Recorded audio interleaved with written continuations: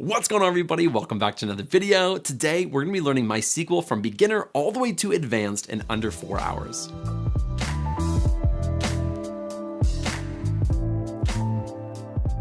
SQL has been one of the most important skills in my career, and so I'm really excited that you are gonna start learning SQL as well, because SQL is super important in the data world. In this really long lesson, I'm gonna help you get your environment set up. We're gonna be walking through all of the basics, so just selecting data, how to query basic data. But then as we go through it, we'll be working towards more advanced things like CTEs, temp tables, and more. At the very end, we'll have 2 complete projects, one for data cleaning, where we take a messy data set and we clean that data, which is a very important skill to know how to do. And then lastly, we'll be doing exploratory data analysis on our real data to really dive in and see how you can use SQL to dig into the data and understand it better. So without further ado, let's jump on my screen and get started. All right, so let's get started by downloading MySQL.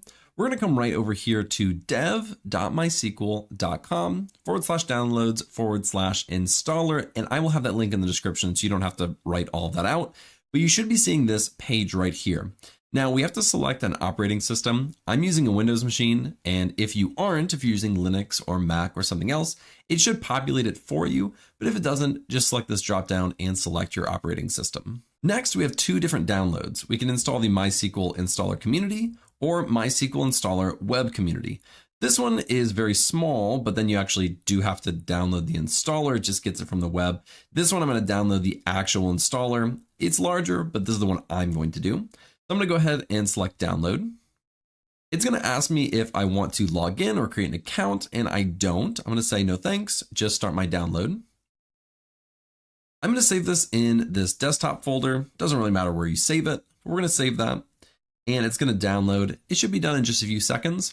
I'm gonna go ahead and click on it, and it's gonna open it up when it's finished, and we should get the interface or the UI for the actual installation for MySQL. So here is the MySQL installer. And first thing we need to do is choose a setup type. Now we're going to keep the developer default unless you really know what you're doing, and you can select the server only, the client only, full, which is literally everything MySQL has to offer, or custom. So we're going to keep this developer default, just installing the things that we kind of need. So let's go ahead and select next. And for whatever reason on my computer, it's saying this path already exists. You probably won't get that, but I'm just going to go ahead and select next. And then I'll select yes. It keeps doing that. I can't explain why, but it keeps doing that for me, even though I've deleted it from my computer completely. But it just remembers it somewhere in its memory. Now, the next thing we need is to check requirements. Now, I just have this one. It says I need to download this Visual Studio. I'm not going to do that, but on your screen, you may have multiple requirements. Typically, you're looking at something like this, Microsoft Visual C++ redistributable package. What you need to do is download this. All you have to do is click download. Once you download and install that on your computer, and then we go back, all of those should be gone.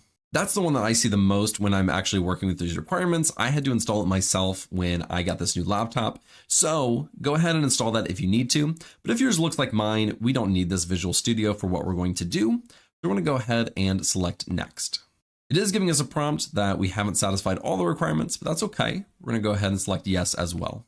Now we're ready to install all of these things. These are all things that MySQL wants you to install. The most important are the server and the workbench, but it does not hurt to have all these other things as well. Some of these connectors are also important. So we're going to go ahead and execute. This will take just a few minutes. I'll skip ahead when they're all done, but this should take just a few minutes, and then we'll continue on installing MySQL. So everything just completed, and now we're going to select next. And now we need to actually configure our product. Now, really the only one that we actually need to configure is the server. The router says we need to configure it, and the samples and examples say we need to configure it as well, but really it's just the server. Let's go ahead and select next. Now we're not going to change anything for this type and networking. Unless you know what you're doing with the port, the X protocol port, we're not going to change any of this. We'll go ahead and select next. The next thing we need to do is select an authentication method. I'm going to be using a password. I'm not going to be using the legacy authentication method. So I'm just going to go ahead and create a password. Now for you, and I keep getting this error and I can't explain why. Right here for you, you should be creating a password at the bottom. It's remembering my password somehow, and I really can't explain it. But I'm going to create my password or check my password. This is one that I already created before I deleted it off my computer, but it's still there. So it's saying my password is still good, but if you need to, you should be entering a password and then confirming your password and saving it. And then you should also be checking it as well. And then we're going to configure this as a MySQL server as a Windows service. I'm going to keep that checked. And we're going to start the MySQL server at system startup. I like that automatically being there. I don't want to mess with that. So I'm going to keep it as it has it. We're going to go ahead and select next. And the last thing we do is just need to execute this. And then everything we put in there is going to actually go. So let's run this and execute it. And that just finished. So let's go ahead and select finish. Now it says configuration complete for the server, but we also need to configure these other two. Let's take a look at these really quickly. We're not going to do anything on this. It even says we really don't need to do this. We just need to click finish and configuration not needed. Next, we'll do samples and examples, and we can input our password. And all this is really going to do is put in some sample databases for us in our database, which if you want, you definitely can do that. I just connected, that worked. I'm going to hit next and execute. And it's basically just going to put in a database or two, some sample ones for you to look at. And the configuration is complete. You don't have to do that one, but we'll see that in just a second. And we're going to select next. And now the installation is completely done. And we can start MySQL Workbench after setup and start MySQL Shell after setup. Now I'm not going to do the shell, so I'm going to actually uncheck that.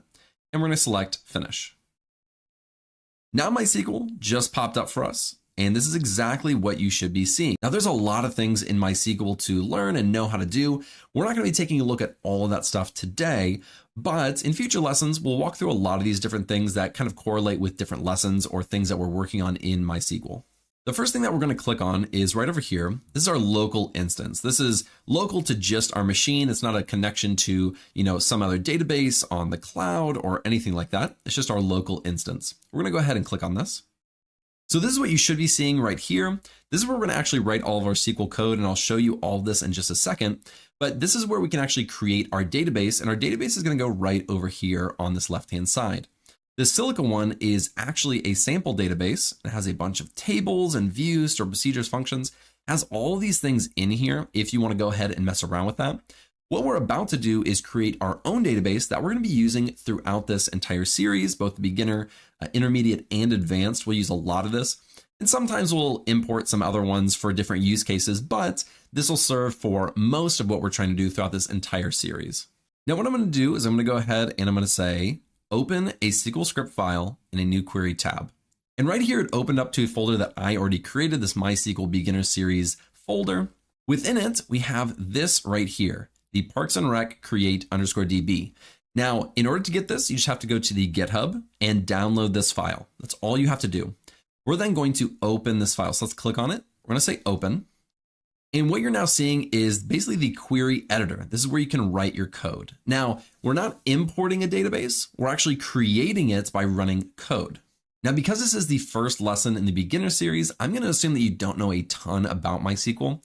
Really, all this is doing is creating the database name, and then we're inserting a few tables into that database, and then we're inserting data into those tables. So this is all of our data that will go into these tables that we create. We only have 1, 2, 3 different tables that we're going to be using. So all you have to do to run this is click this lightning button right up here. We're going to go ahead and execute this. If we come down to the bottom and we pull this up, this is our output. This says 6 rows affected. And we have a bunch of other things like create table, insert, create table, insert into. These things are all working perfectly. So now if we go ahead and click refresh in our schemas with this refresh button right here, this Parks and Recreation table is populated. If we go under the tables, we see all of these things. So now that we've actually created our database and our tables, that's really all we were trying to do in this lesson, but I just want to open up a table really quickly, show you what it looks like, show you how we can run code, and then in the next lesson, we'll start actually learning how to query this data. So let's go up to employee demographics. We're going to right click and select rows limit 1000. This is going to open up a new window right up here, and it's going to say select everything from this database dot this table, employee demographics, and it ends with a semicolon. Now right down here, we have this output window. This is the actual data that sits in our table. We have columns right here. So employee ID, first name, last name, age, gender, and birth date. And then here are all of our employees on each row. So these are all separate rows. We have Leslie Nope, Tom Haverford, and it goes on and on. So this is all of our data. The most important things to know when we're actually working with this, and I'm going to zoom in, is if we hover over this query right here and we run it, we can select this execute, which is this lightning bolt with this I. We're going to execute this, and it's going to run this because we're highlighted over it. Now, if we have two queries, let's say this one right here, but let's change it to employee underscore salary. We'll do underscore salary. Let's say we want to query this table. So now if we highlight over this and we go up and select the lightning bolt with the I, now we're looking at a different table.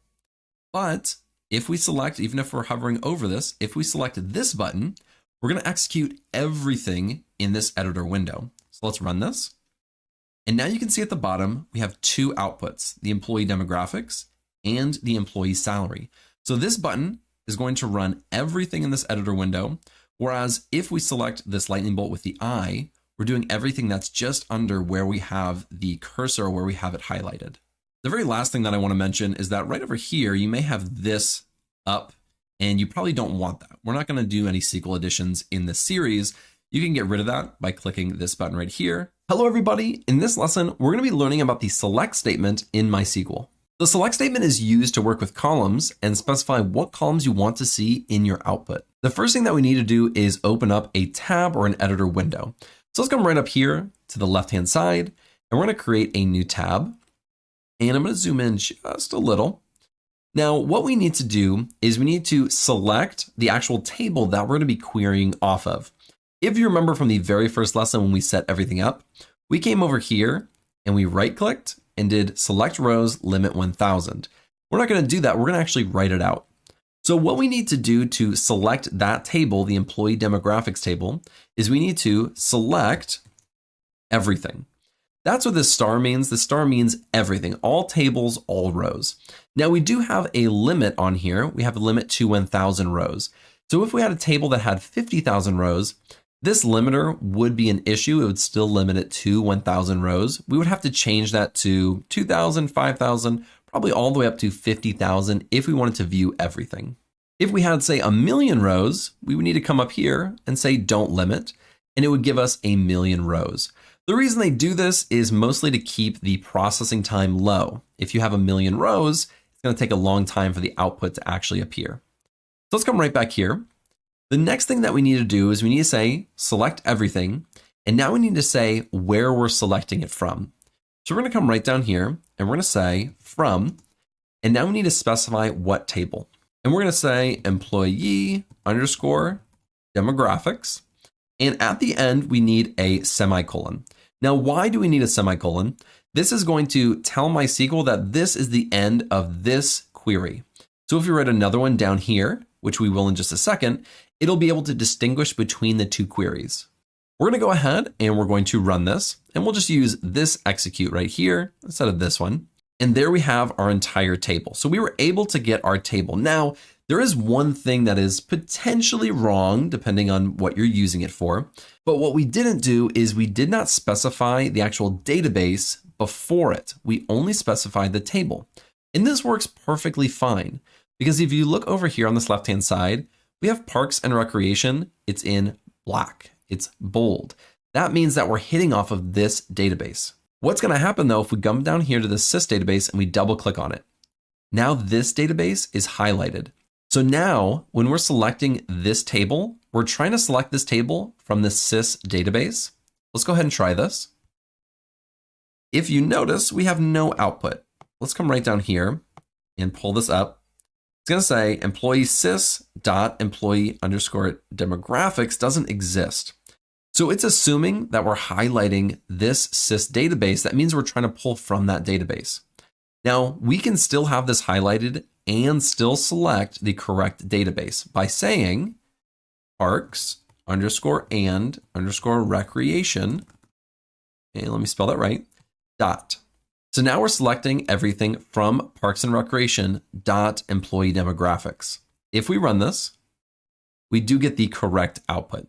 That's just something to consider, especially when you're working with a lot of databases and a lot of tables, It's usually best practice to actually put the database in front of the table name.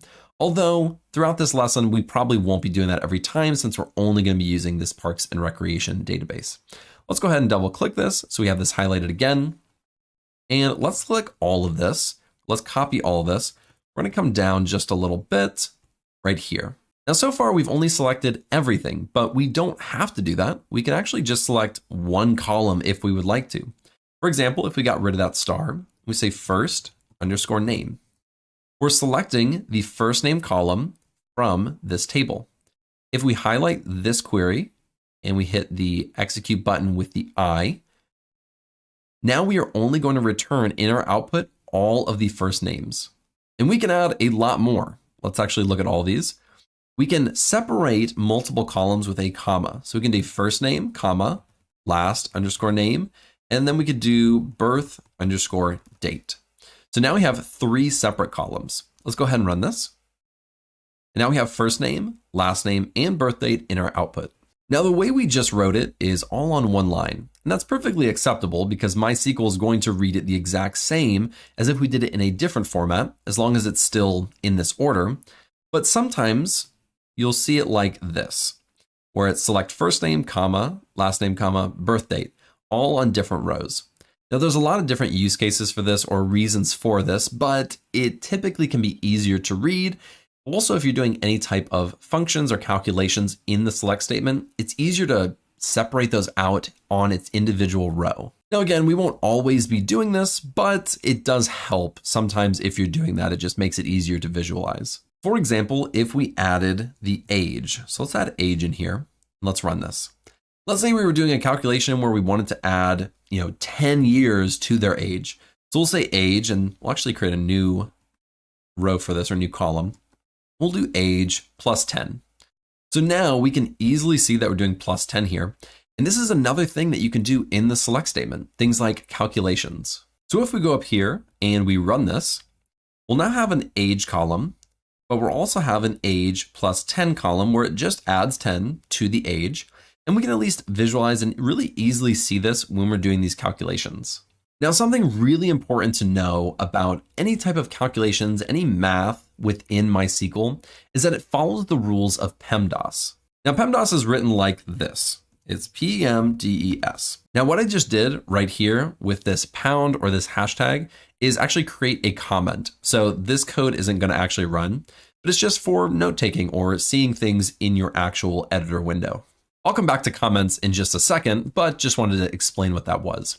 Now, what PEMDAS is the order of operations for arithmetic or math within MySQL. This stands for parentheses, exponent, multiplication, division, addition, and subtraction.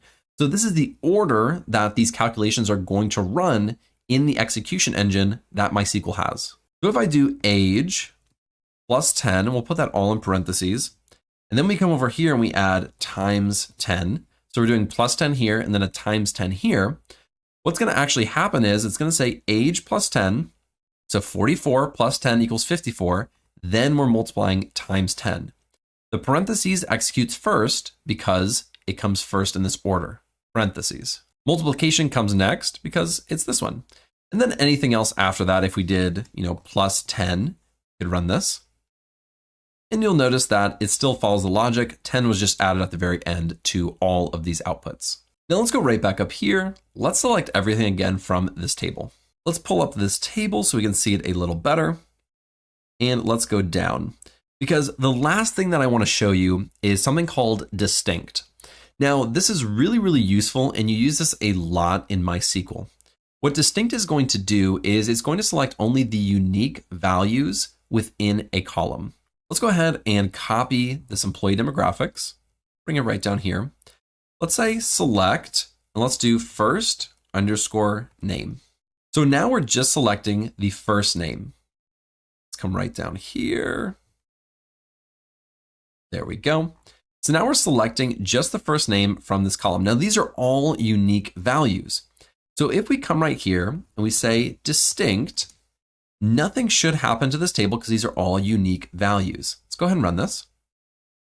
As you can see, the output looks exactly the same. But What if we were to do something like gender? So let's come here. Let's do gender. Let's run this. It keeps going down. I don't know why it's doing that. But now we have male and female. Now these are not all unique. We have female, female, female, and female, and the rest are males. So there's only 2 unique values here. So if we come right here and we say distinct gender, now there should only be 2 in the output, male and female. Let's go ahead and run this. So now we get male and female in our output. Now this works perfectly in 1 column, but what happens if we have 2 columns? So let's do first underscore name, comma, gender. Let's go ahead and run this. Now the combination of first name and gender are no longer unique. Now Leslie and female are being grouped together, and it's taking the distinct between both of these columns. So when we're only working with gender, it's only looking at this 1 column for both male and female. So it reduces it down to the only 2 unique values. But because we added the first name, all of these values are unique. So therefore, the name plus the gender combination is always going to be unique. The very last thing that I want to show you in this lesson doesn't actually pertain to the select statement, but I want to save this code. Let's say we wanted to update this or upload this into our GitHub or save this and send it to somebody. We can do that. We can save it by clicking this save button right here. I'm going to go ahead and click this. And now we're in our MySQL Beginner Series folder. I'm just going to save this, and I can save this as anything I want. So I'm going to say 2.select statement tutorial. So now when I save this, you'll notice that the name gets changed up here to 2.select statement tutorial. Let's exit out of this. I'm going to open up, and now I'm going to come here to the select statement tutorial. I'm going to open it. And now I have our code again, exactly as we had it written before. Hello everybody, in this lesson, we're going to be taking a look at the where clause. The where clause is used to help filter our records or our rows of data, whereas the select statement is used to help filter or select our actual columns. So when we're using the where clause, we're only going to return the rows that fulfill a specific condition. Let's take a look at exactly how this works. Let's say we come right up here. We're going to say where. And let's go down with that one. Let's say where, and now we need to specify what column we're about to create this condition for. So we're going to say first underscore name. So we're saying where the first name we'll say is equal to, and let's do quotes and let's say Leslie. So we're saying the first name has to be equal to this value right here, which is Leslie for Leslie Nope. If we run this, there's only going to be 1 row that's returned because Leslie is the only Leslie in this entire table. Now we just used an equal sign, and that's actually called a comparison operator. And there's a few other comparison operators that you can use. Let's take a look at some of these other ones. Let's pull this down right down here, and let's actually highlight the select from, and we're going to run it with this one right here. It's going to only select everything from the whole table. So we didn't select that where clause. Let's go right down here and let's look at this salary field. So I'm going to say where the salary, and I'm going to do a different comparison operator called greater than. So when the salary is greater than 50,000. Now, one thing I want to note before we actually run this is that right down here, we have Tom Haverford, who makes exactly 50,000. And I think there's one more, Jerry Gergich, which also makes exactly 50,000. If we run this, you'll notice that both Tom and Jerry are not in this output, but in the salary field, everything is greater than 50,000. The reason for that is that Tom and Jerry made exactly 50,000. What we're saying right here is where the salary is only greater than. If we want to include Tom and Jerry, we have to say greater than or equal to, and now we'll select 50,000 or above, whereas right here or before when we were doing just this, it was greater than 50. It didn't include the 50,000. Let's go ahead and include it and run this. And now you'll notice that Tom and Jerry were both included because they had exactly 50,000 and we said greater than or equal to. Now we could do the exact same thing, but with less than. So we have less than 50,000. And now we only have 2 people who make less than 50,000. That's April and Andy. And if we say less than or equal to, and we run that, now we include both Tom and Jerry who make exactly 50,000. So it's less than or equal to $50,000. Now what we're going to do is head on over to a different table. we're going to do the demographics table. Make sure I spell that right. And let's add our semicolon. Let's run this. And what we want to look at is the gender really quick. So we're going to say where the gender is equal to, we'll do in quotes, female. And if we run this, we get all the genders that are equal to female, but we do have something called the not equal to, and it looks like this. It's an exclamation point and an equal sign. This is going to say where the gender is not equal to female. So if we run this, you'll notice that the gender is all male now. Now, so far, we've worked with things like integers, which are numbers. We've worked with characters or strings like names, but there's a different type of data type as well in here. We have a date column for these birth dates. Now in the where clause, we can also filter on birth dates. Let's come over here and we'll say birth underscore date. Let's say it's greater than, and within quotes, we'll say 1985-01-01. This is kind of the standard default date format within MySQL, which is year, month, and day. If we go ahead and run this, we can also take all the people who are greater than or were born greater than 1985. So all of these dates are greater than 1985. Now, the next thing that I want to take a look at is logical operators in the where clause. So logical operators are things like and, or, and not. Now, these are called, and let's add this, logical operators. So logical operators allow us to have different logic. And let's take a look at how this works exactly. Let's copy this down because we already have this one written out. We're saying where the birth date is greater than 1985. We can also say where the gender is equal to male. So we can say, and the gender is equal, and then we'll say male. So we're adding a different complexity or an additional conditional statement within our where clause. Let's go ahead and run this. So now we're only selecting birth dates that are greater than 1985 and where the gender is equal to male. Only the rows that fulfill both of those are returned.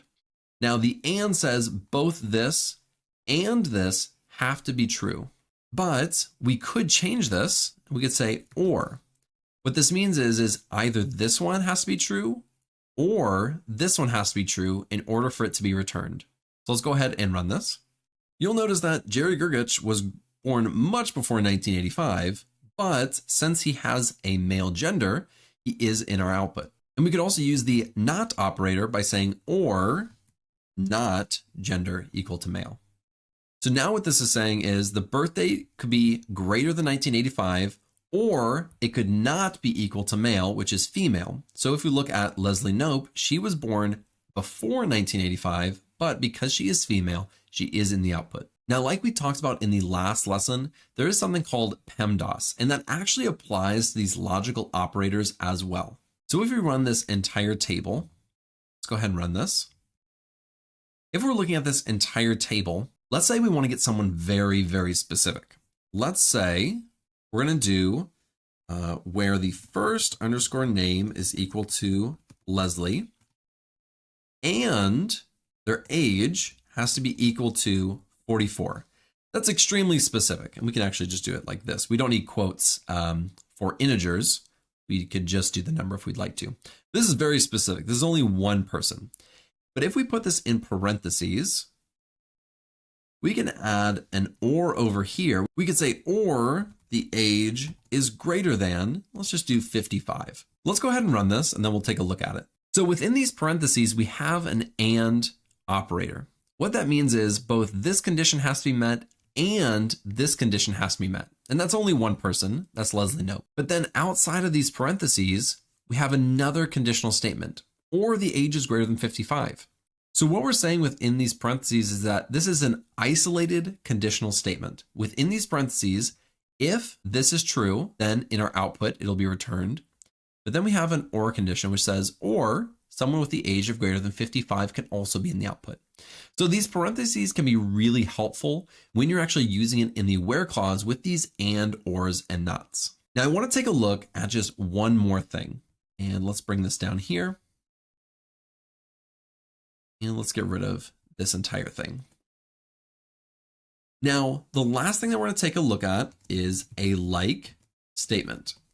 Now the like statement is super unique because we can look for specific patterns. We're not necessarily looking for an exact match. Like here, if we said where first underscore name is equal to Jerry. If we're looking for Jerry, it has to be exactly Jerry. But if we take this out, say JER, and then we run it, we get no output. It has to be an exact match.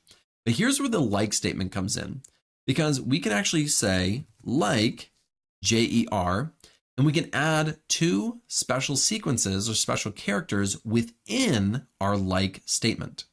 So those special characters are the % and the underscore. The % means anything, and the underscore means a specific value. Let's see how that actually works. So what we're going to do is we're going to say like JER %. That's the first one in this like statement. What this says is the first name is like, starting with JER, but then has anything after it. Doesn't matter what it is, as long as it has JER at the very beginning, it will be returned. Let's go ahead and run this. Now the only person who starts with JER is Jerry. But what if I took the J out of here? Now it's saying it starts with ER, and that's not anybody. What we can do is we can add another % at the beginning. This is going to say anything comes before, anything comes after. All we're looking for is ER somewhere in their name. Let's go ahead and run this. There still is only one person, and that's Jerry. Now let's come up here and let's get rid of this. And let's say we're looking for everyone's name who starts with A. We can do that really easily by saying A %. All that says is it starts with A. We don't have a % before it, which would say this string just has to have an A somewhere in it. If we have it like this, this means an A has to come at the beginning. Let's go ahead and run this. In our output, we have April and an Andy. Now let's take a look at the underscore. If we get rid of this % and we do two underscores, 1, 2. This is going to say it starts with an A and then it has two characters after it. No more, no less. So if we run this, Anne is going to be the only person who's returned because she has an A and then two characters after it. Now, if we want Andy, we can specify that by doing another underscore. That's 1, 2, 3. And now Andy is the only one in our output. Now there was also April in there, but she had more than 3 characters. But we can actually get her in our output by doing a %. So we can combine both the underscore and the %.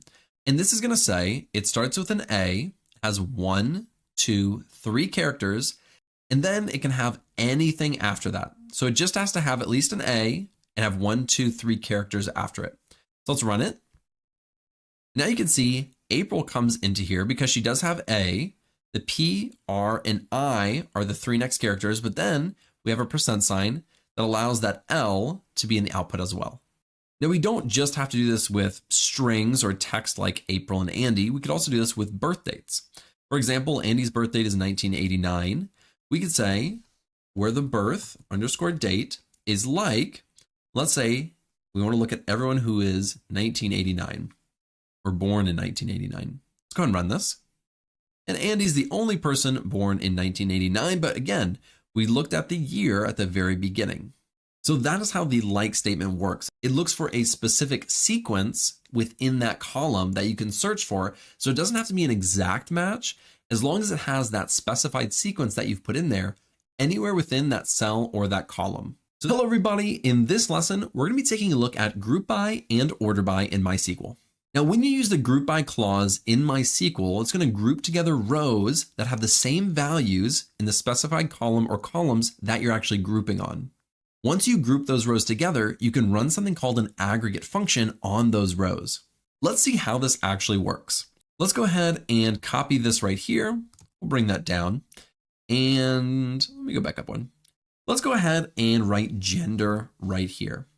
Now we want to group on this gender column, and we're going to say group by gender. Let's go ahead and run this. We'll see what we get. And so we have male and female.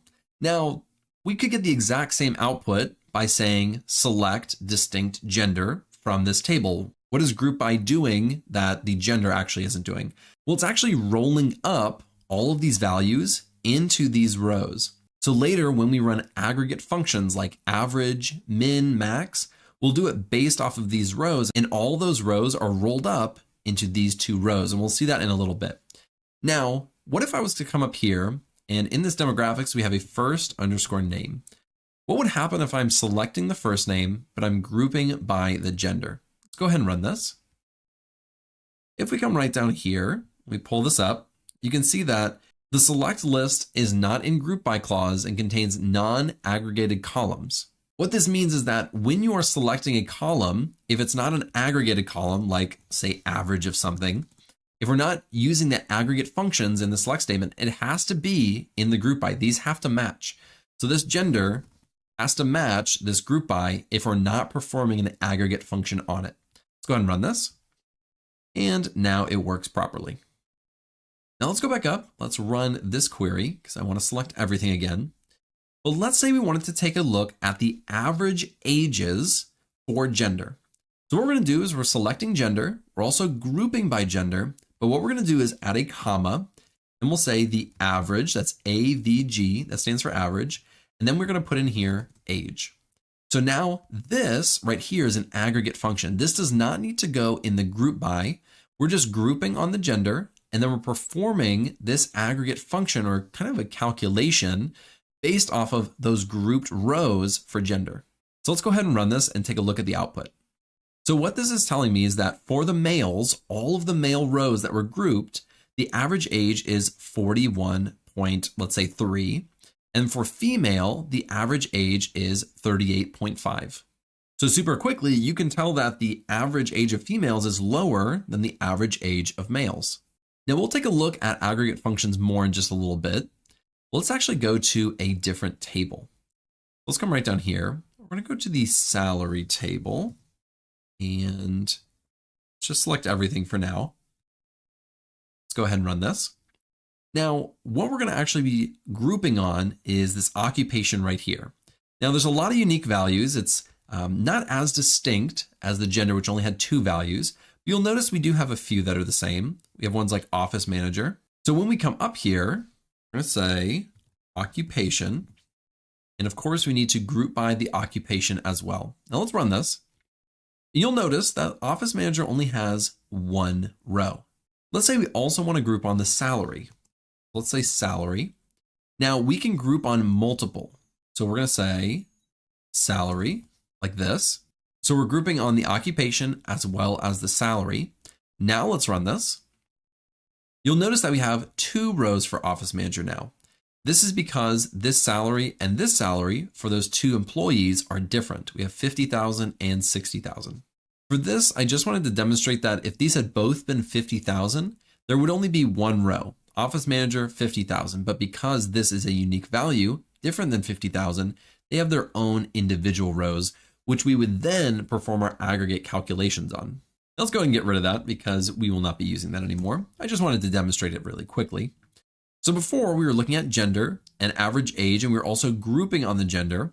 We can perform other aggregate functions as well. Let's take a look at some of those. We could look at the max age as well. The max is going to show us the highest value within each of those groupings. So we have a male and female. The max age for those, for the male is 61, and the highest age for the female is 46. We can do the exact same thing, except we can say min, or the exact opposite thing. We can say the minimum age. So this is going to be the lowest for both the male and the female. Go ahead and run this. Now we have female and male, and the minimum age is 29 and 34. And there is one last one that I want to show you, which is count. We're going to do count. Now count is going to count the actual rows within this age column. So if we run this, you'll see that we have 4 females for count, and we have 7 males. It's just telling us a count of how many values is in this column when we're actually grouping on the gender. So that's how we can use group by to actually roll up and group all of these similar values within a column or columns and perform our aggregate functions on them. Now let's come down here, and what we're going to take a look at is order by. So we're going to say order by. Now let's actually pull in this demographics table right here. We're just going to say select everything and run this really quickly after we add a semicolon. So order by. Order by is going to actually sort the result set in either ascending or descending order. Let's take a look at how this works. At the very end, we could say order by, and we could order by the first underscore name. So we're going to take this column, we're going to order all of our rows based off of this one column. Let's go ahead and run this. So it's going to do it based off ascending order, which means smallest to largest. Now this is a text column or a character column, so we do it A to Z. So Andy and April all the way down to Tom. Now by default, this is in ASC order, ascending order. And if we run this, it's going to be the exact same output. But we can change this to do it the opposite, highest to lowest or Z to A by doing descending.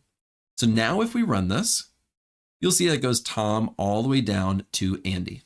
Now let's take a look at ordering on something like gender and age, because we can do both at the same time. So let's order by the gender first. Let's go ahead and run this.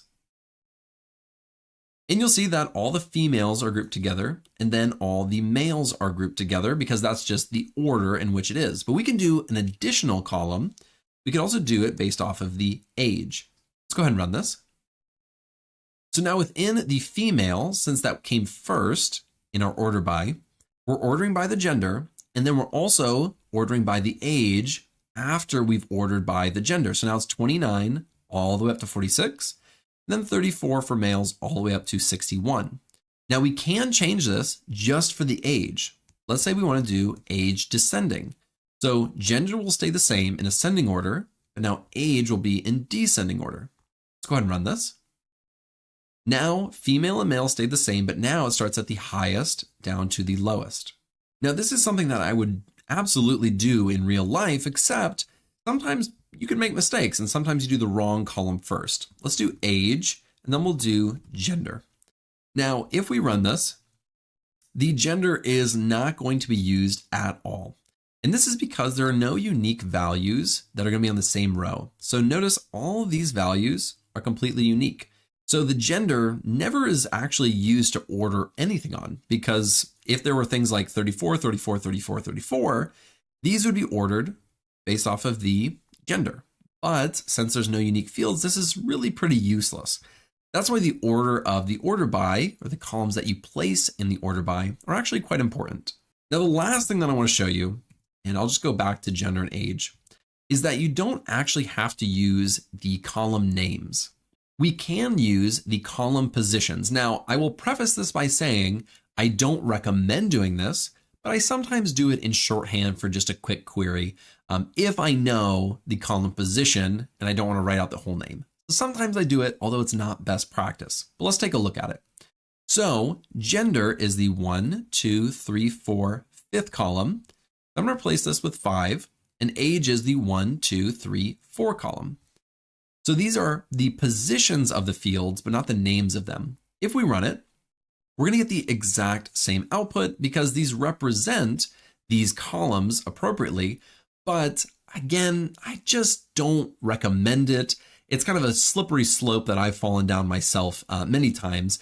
And when you get to more advanced SQL and you're creating things like stored procedures and triggers and all these things, this can actually cause a lot of issues. If you were to add any columns or remove any columns, then you'd be ordering by the wrong column because let's say this last name got removed, we didn't want it for some reason, then the gender is 1, 2, 3, 4. Now we're ordering on the wrong column, and that would be a big mistake. So just by best practice, it is better to do gender, age, but I just wanted to show you that in case you want to be like me and kind of go down the wrong path. Hello everybody, in this lesson, we're going to take a look at the difference between having and where. Now in the last lesson, we looked at group by and order by.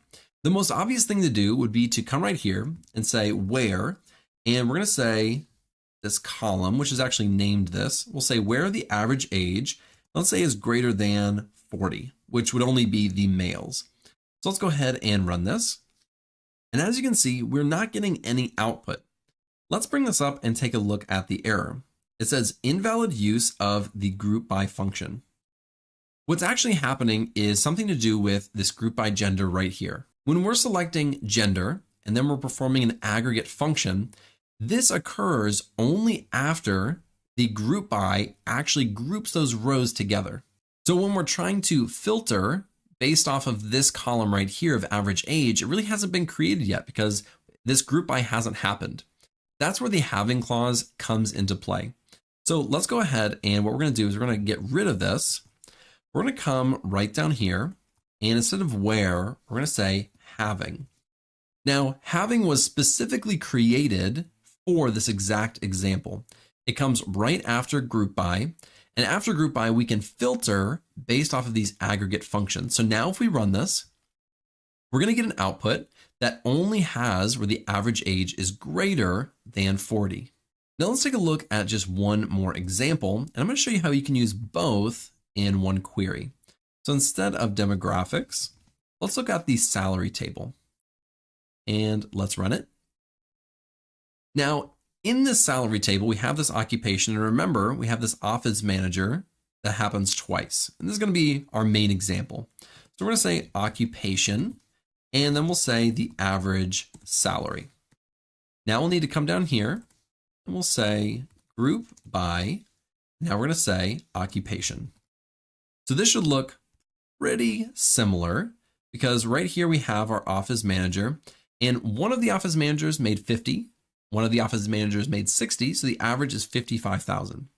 Now I can use the where by saying where, then I'll say occupation like, and let's see people who are managers. So I'll say percent manager percent and close that quote. So they're like a manager. And then I want to see where a manager makes more than, let's say, 75,000.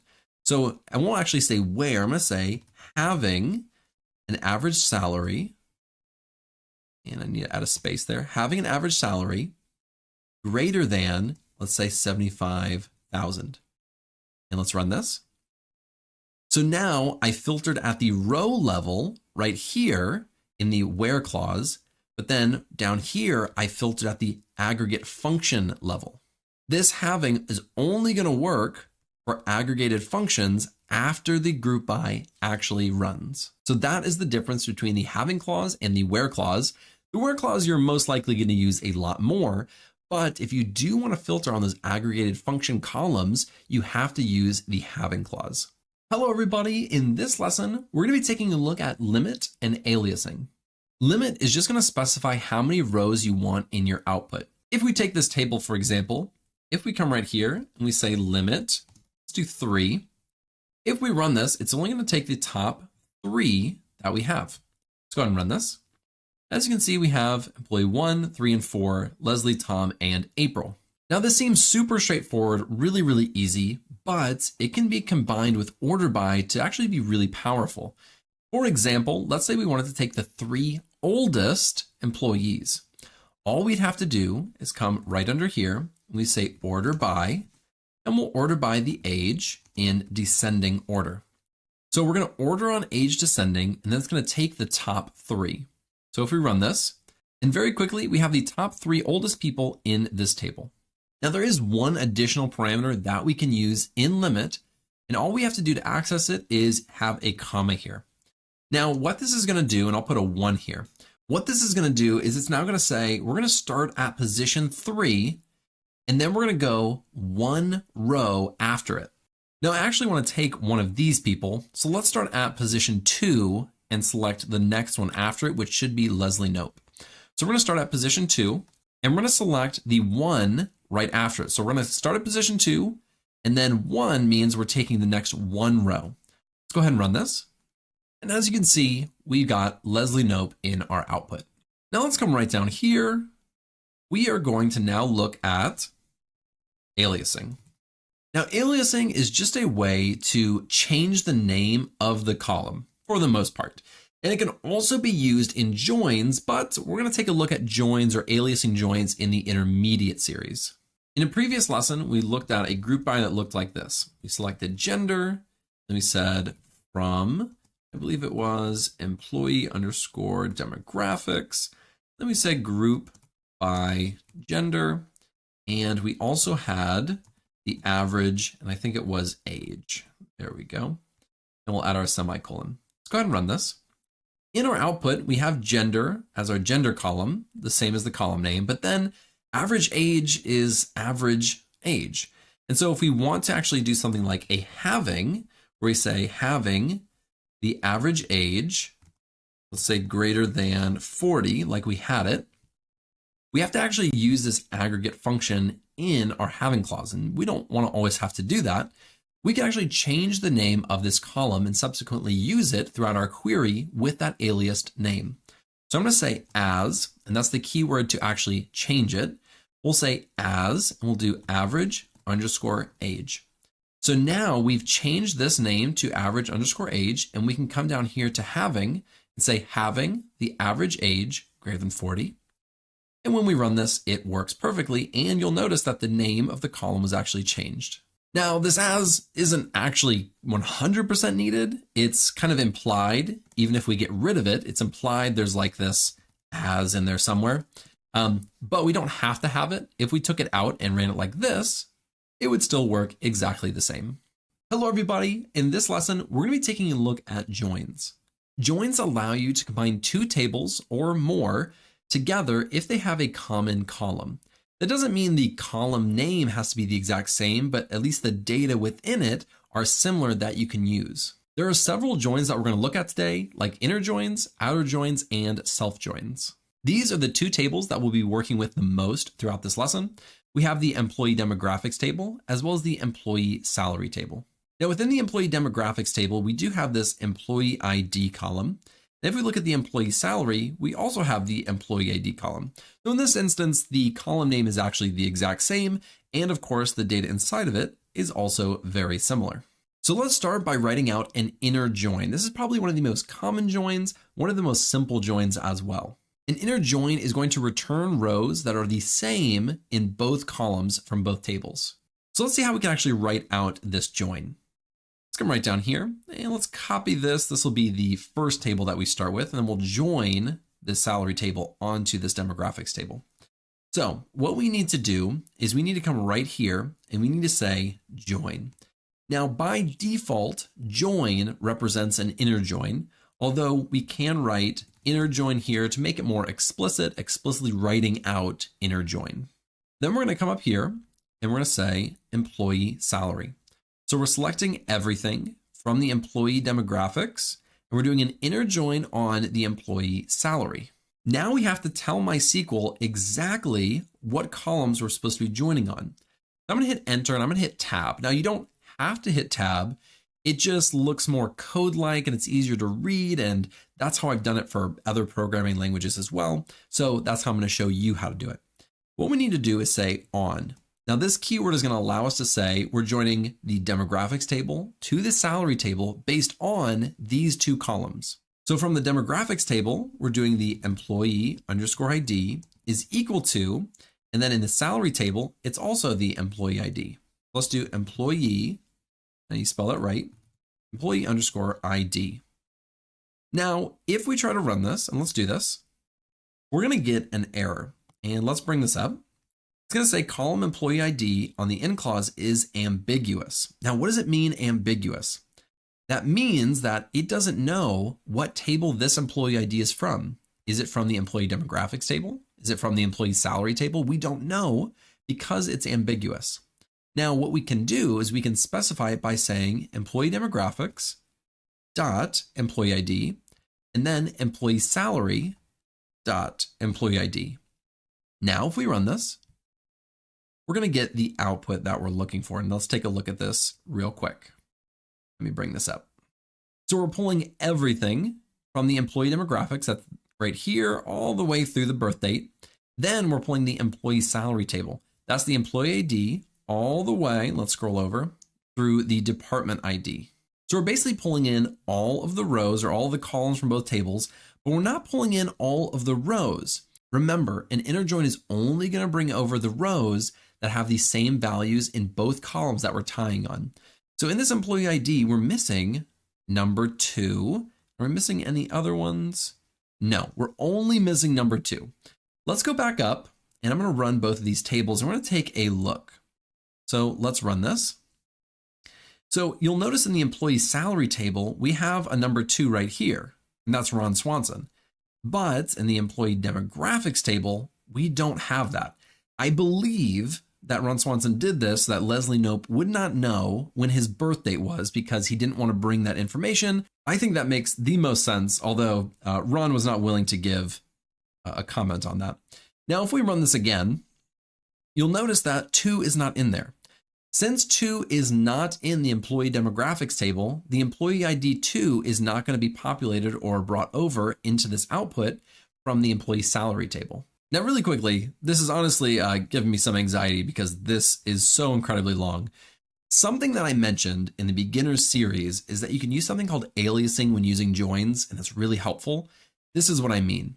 So right here, we have employee demographics. We're going to call this DEM. You can also do as DEM. You can do as SAL. These are just short names for demographics and short name for salary. And we can replace these and say DEM.employeeID and SAL.employeeID. Oh, that looks so much better. Now we're going to run this and it'll be the exact same output, but now we're using these aliases, which just makes it so much easier to read. Now, one last thing that I want to show you while we're just looking at the inner join is selecting the actual columns. Let's say we wanted to select the employee ID and we wanted to select age, and then we wanted to select their occupation. If we try to run this, we're going to get an error, and it's going to be almost the exact same error that we got before, which is column employee ID in field list is ambiguous. So in our field list, which is right up here in the select statement, we have this employee ID. It does not know which employee ID to pull from, whether it's the demographics or the salary. So we have to tell it which one to pull from. So let's pull it from the demographics by saying DEM.employeeID. Now, when we run this, we're able to get information from both tables in our output without having all of the information. And if there are columns that are similar in both tables, we have to denote that by using this alias or the table name. All right, so that is inner joins. Now let's move down here. I'm going to copy this and we're going to come right down here and we're going to look at outer joins next. And let's put that right here. Now for outer joins, we have a left join and we have a right join, or a left outer and a right outer join. A left join is going to take everything from the left table, even if there's no match in the join, and then it will only return the matches from the right table. The exact opposite is true for a right join. Let's see how this actually works. Let's start by changing this to a left join or a left outer join. They're both the same and you can use them similarly. I'm just going to say left join, and we're joining it on the exact same things. And I'm going to take everything because I think that'll be easier to visualize. And I'm going to run this. Now you may notice that this looks exactly the same. And that's for a very good reason. It's because in the left table, which is the employee demographics table, the from statement, that's our left table. And then the join, where we're actually joining on, that's our right table. So this is our right table. So since we're doing a left, it's taking everything from the employee demographics. Now remember, the employee demographics didn't have Ron Swanson. It had no information. So everything in the right table had a match. Well, let's change this to a right join. And what this is going to do, and I want to make it all cap, make it all the same. What this is going to do is it's going to take everything from the employee salary table, but if there is not a match in the employee demographics, it just will have nulls. Let's go ahead and run this. So now it looks a little bit different. Now we're taking everything from the employee salary. So we're taking Ron Swanson, but if there is not a match, it will still populate that row, but it'll have all nulls in it. Then any of the information that is overlapping or the same, it will bring over. So employee ID is matched to employee ID 1. Then we'll bring all that information over from the left table. And that's essentially what a left and a right join is. With a left table, you're taking everything from the left table and then matches from the right table. If you do a right join, you're taking everything from the right table, but only matches on the left table. And again, it populates it with nulls. Now let's go down and look at our last type of join that we're going to look at. And this is a self, let me spell that right, a self join. Now, what is a self-join? It is a join where you tie the table to itself. Now, why would you want to do this? Let's take a look at a very serious use case. Let's do select everything. And let's do this from employee underscore salary. And let's run this. Now let's say it's December 1st and the employee and Rex department decided to do a secret Santa. And they wanted to assign, based off of their employee ID, the person who they're going to have as a secret Santa. We can help orchestrate this very easily using MySQL. Well, very easily is subjective, I guess, but let's take a look at how we can do this. So just like any other join, the first thing we're going to do is select everything from employee salary and then say join. And then we're going to say employee salary again. So we're tying it to itself. Now, when we come down here, and let me do this. When we come down here and we say on, we have to specify which table we're pulling from. Are we pulling from the left table, which is like the first table we're pulling from, or are we pulling from when we're joining on the right table? We need to be able to distinguish these two tables because they are the same. So I'm going to say EMP1 and I'm going to say EMP2, just to say this is employee table 1 and employee table 2. So we're going to tie them based off the employee ID because we know those will be the exact same because we're pulling from the same table. So we'll do EMP1 dot employee. And just so you know, if it populates like this, you can hit tab and it'll auto finish that for you. And EMP2 dot employee underscore ID. Now, if we run this, let's do this. The output that we're going to get is literally just a 1-for-1 match. It's all the columns and all the rows because they all match exactly. But now what we're going to do is we're going to assign an employee ID to the next employee ID, and that'll be their secret Santa. So just keep it really simple. The next highest person with an employee ID, that is their secret Santa. So let's do an employee ID plus 1 is equal to employee2 dot employee ID. So we're adding 1 over here, and we're saying that's equal to this employee ID over here. Let's run this. So now you can see Leslie Knope is now going to be assigned to Ron Swanson, who has an ID of 2. Ron Swanson is going to be assigned to Tom Haverford, which I'm sure he's really happy about, and so on and so forth. Now let's bring this down here. And what we're going to do is try to simplify this and simplify this output a little bit because this is a little bit chaotic down here. So we're going to specify what columns we want in our output. What we're going to want is the employee ID, first name, last name, and then employee ID, first name, last name of the person who they got for Secret Santa. So we're going to start with EMP1 dot employee underscore ID. And we can call this, we'll just say as EMP underscore Santa. Then we'll do a comma and we'll come down. Now I need to spell employee right. So we have our employee ID and now we need our first name and last name. Now remember, Leslie Knope is going to be the secret Santa for Ron Swanson. I don't know if I made that clear, but that's, I guess, how it works. So now we need to do EMP1 dot, and we'll do first underscore name, and we'll do as, first underscore name underscore Santa. And we can do a comma. We'll do the exact same thing, except for the last name. So last underscore name as last underscore name Santa. Now, all we have to do is copy all this, bring it down here and change this to 2. We're pulling from the second table. And it'll look just like this. And get rid of this comma. And this is done. Let's run it. And let's bring this up. So we have employee Santa, first name Santa, Leslie, last name Santa, Knope, then employee Santa. And we actually need to change these names. That is one thing we need to do. We'll just change it to employee name, first name, employee, and last name, employee. And now when we run this, we have our Santa, and then we just have the employee who this person is going to be the Santa for. Now, this is kind of a silly way to look at it, but in essence, this is exactly how a self-join works. Now, the very, very, very last thing, I promise you, the last thing that I want to show you is how we can join multiple tables together. So we're going to say joining multiple, can you spell it right? Multiple tables together. Now, not just one table together to another table. I'm talking about one table to another table to another table. So let's go all the way back up. We're going to take this right here and bring it all the way down. And what we're now going to do is we're going to tie in this table right here, the Parks Department. Now let's actually look at this table and let's select everything real quick. And let's run this. Now let's go down here and we're going to say select everything. We'll do this from park_departments. And let's run this. Now this is something called a reference table. This is not a table that most likely you'll ever add a bunch of information to. It's there to reference that we have these department names. Tables like the salary table or employee demographics table are going to change pretty often as people get raises or as they get older with their age.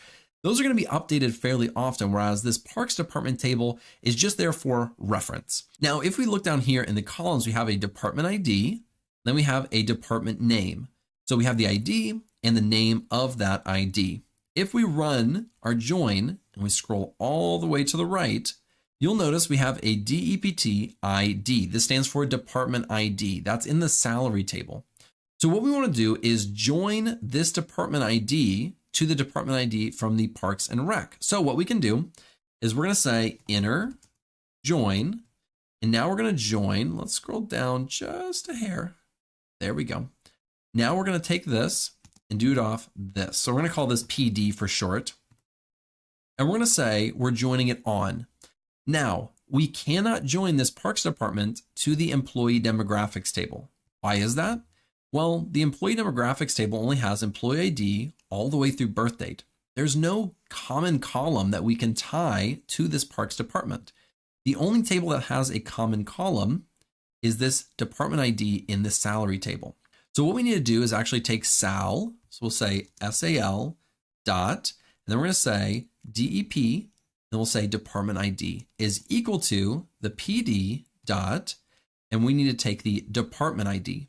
Now notice these are not the exact same name. They are a little bit different, but they have the same values. One thing I forgot to mention is that in this Parks Department, there's no repeating. That's why it's a reference. Whereas in the salary, the department ID repeats several times because multiple people are in the same department. So this reference table also usually does not have duplicates. Just one other thing to note. But we have now tied it successfully. Let's try to run this. And if we come down here, go all the way to the right, we now have the department ID, 11111111, and the department ID and department name, Parks and Recreation, Healthcare, Public Works, Finance, Public Works, and Parks and Recreation. So this worked perfectly. So this is how you can tie multiple tables together if you have common columns between them. Even though employee demographics has no column that's related to the Parks Department table, we can still tie them together based through this employee salary, because employee demographics can tie to employee salary, and employee salary can tie to the Parks Department. And that really is the majority of what you need to know in order to use joins well. Hello everybody, in this lesson, we're going to be taking a look at unions in MySQL. A union allows you to combine rows together. Not like columns like we were doing before with joins, where one column is next to the other. A union allows you to combine the rows of data from separate tables or from the same table. It's up to you. But you do that by taking one select statement and using a union to combine it with another select statement. Let's see how this actually looks. So what we're going to do is right after this select statement, we're going to come here and say union. Then we're going to go right below the union and we're going to do another select statement. So we're going to copy this, place it right here. But instead of the demographics table, just for example, we'll do the salary table. Now, if we look at the demographics table, let's say we want to take age and gender.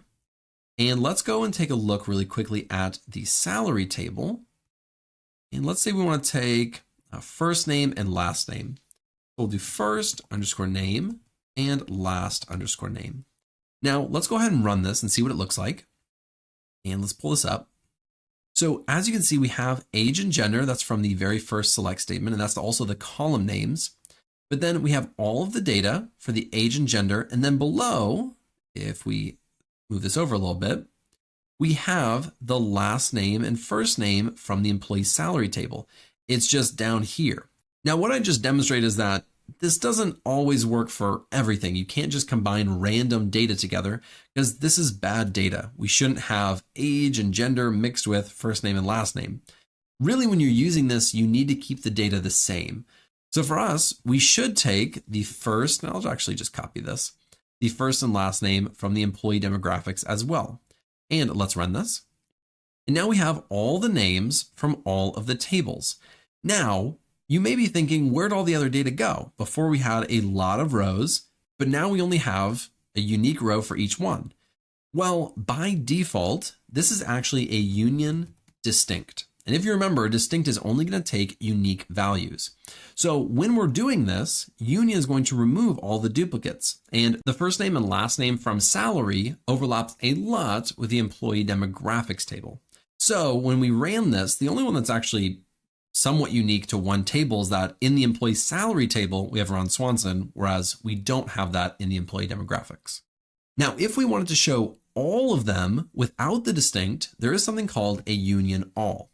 If we run this, now we're going to get all of the results without removing any of the duplicates. So if we scroll down, we're going to have duplicates in here, but we're just showing all of the results from this table and from this table.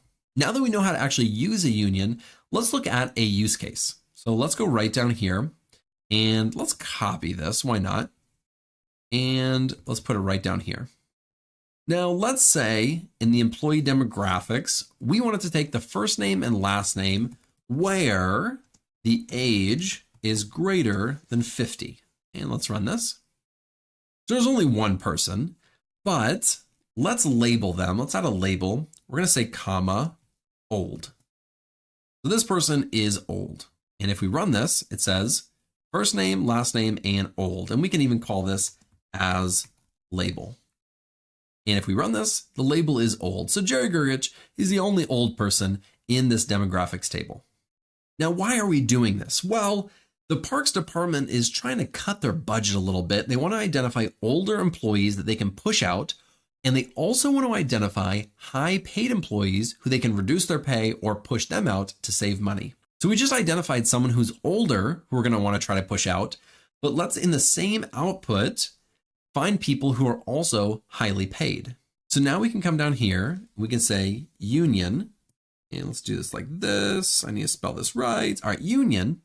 And let's take this. We're not going to be using this exact same query, but we actually need to pull from the salary table, so the employee salary.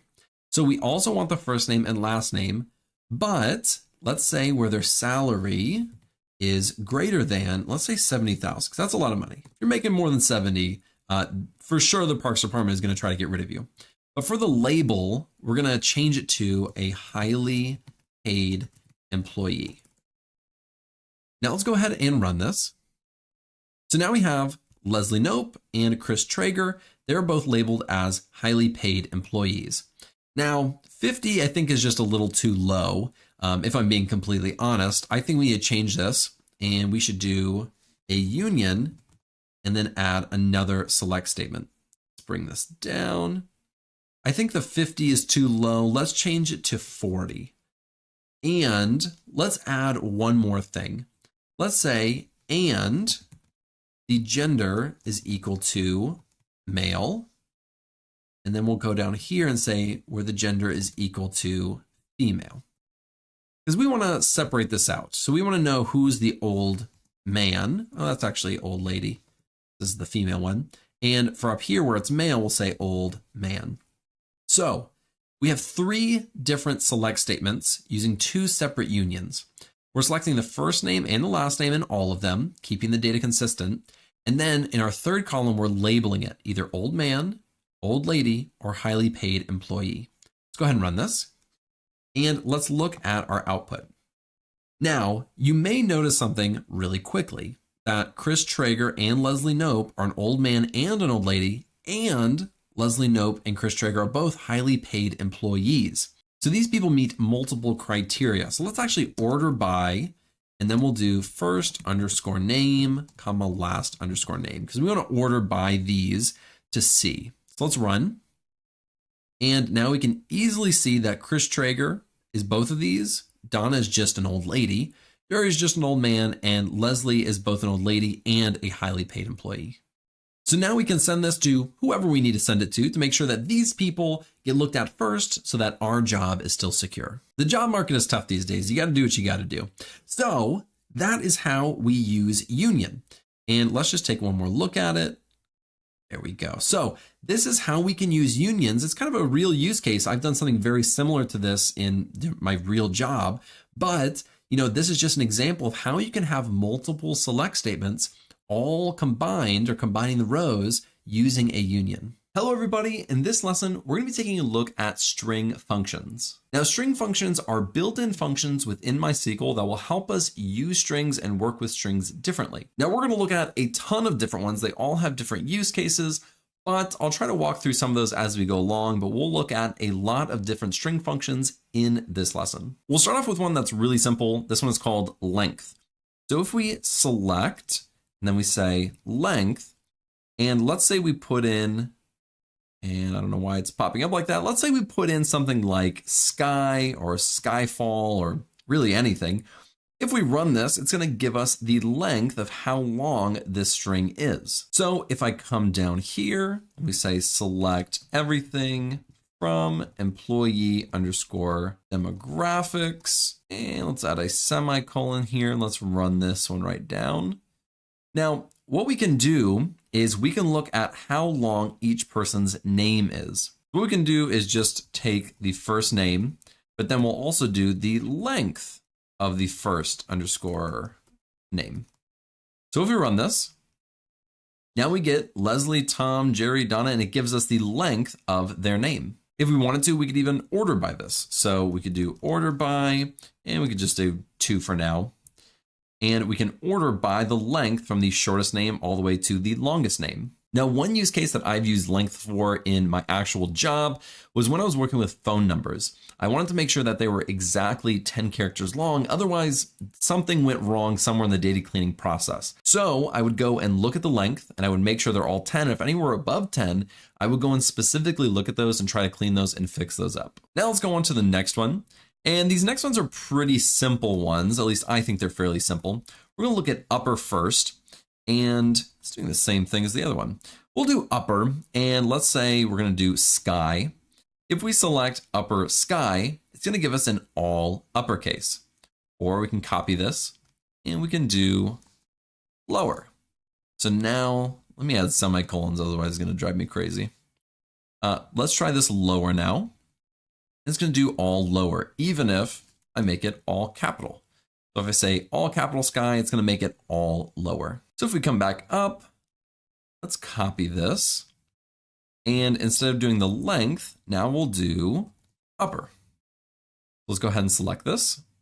So we have Leslie, and then we have the upper first name. So upper all case Leslie. Now this is actually really good. This is really helpful, especially with standardization, is what I found a great use case for it. Because sometimes it'll be all capital Tom, and sometimes they'll put it in as T lowercase om.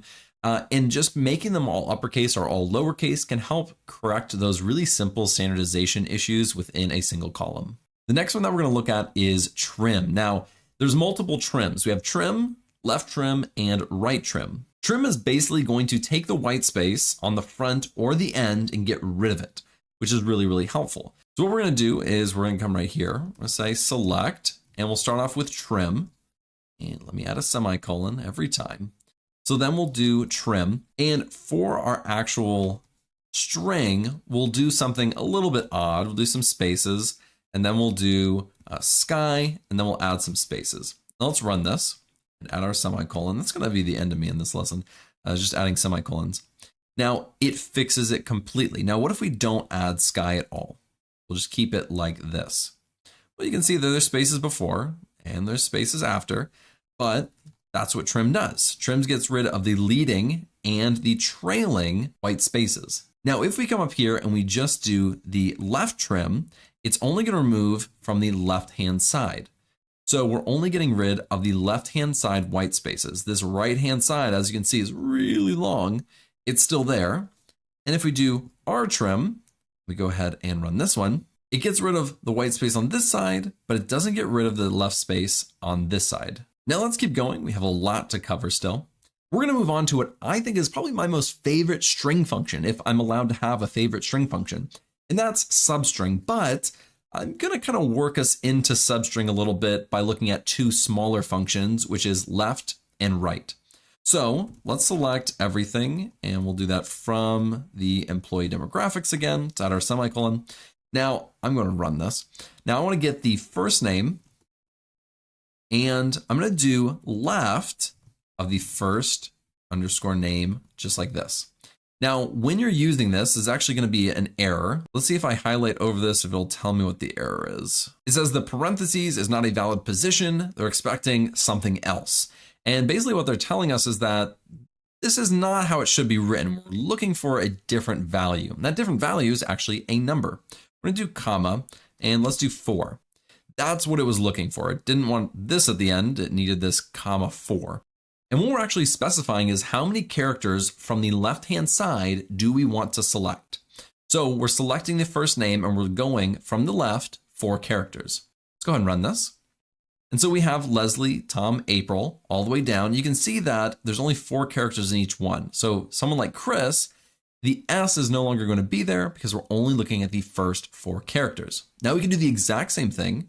And let's actually copy this down here. So we'll go like this. Try to make this a little more professional. And we'll do right. So now we'll do right. If we do the right 4, it's going to go from the right-hand side of the string and go left 4. So we're looking at the far 4 most right characters. Now this can be useful in certain instances, but if I'm being honest, I don't use these that much.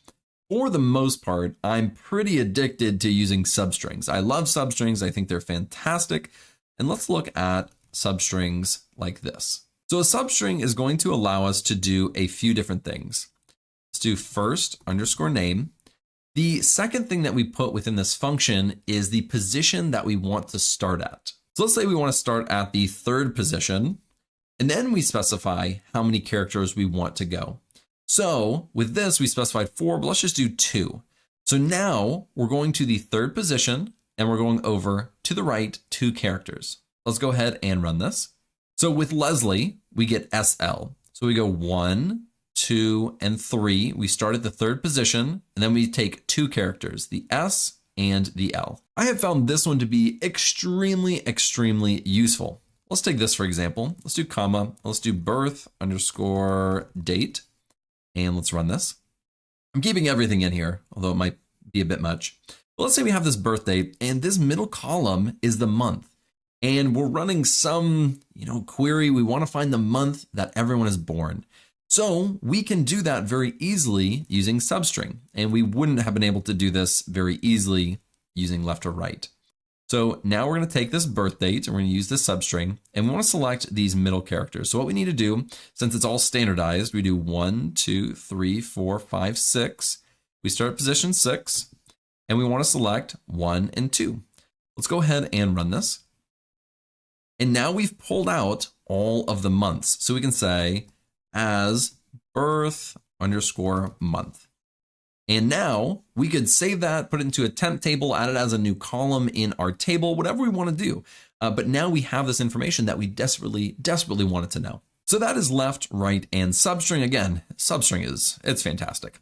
Now let's keep going. The next thing that we're going to take a look at is replace. Now replace will replace specific characters with a different character that you want. So let's actually copy all this right here because I don't want to keep writing this out. And we'll say select everything.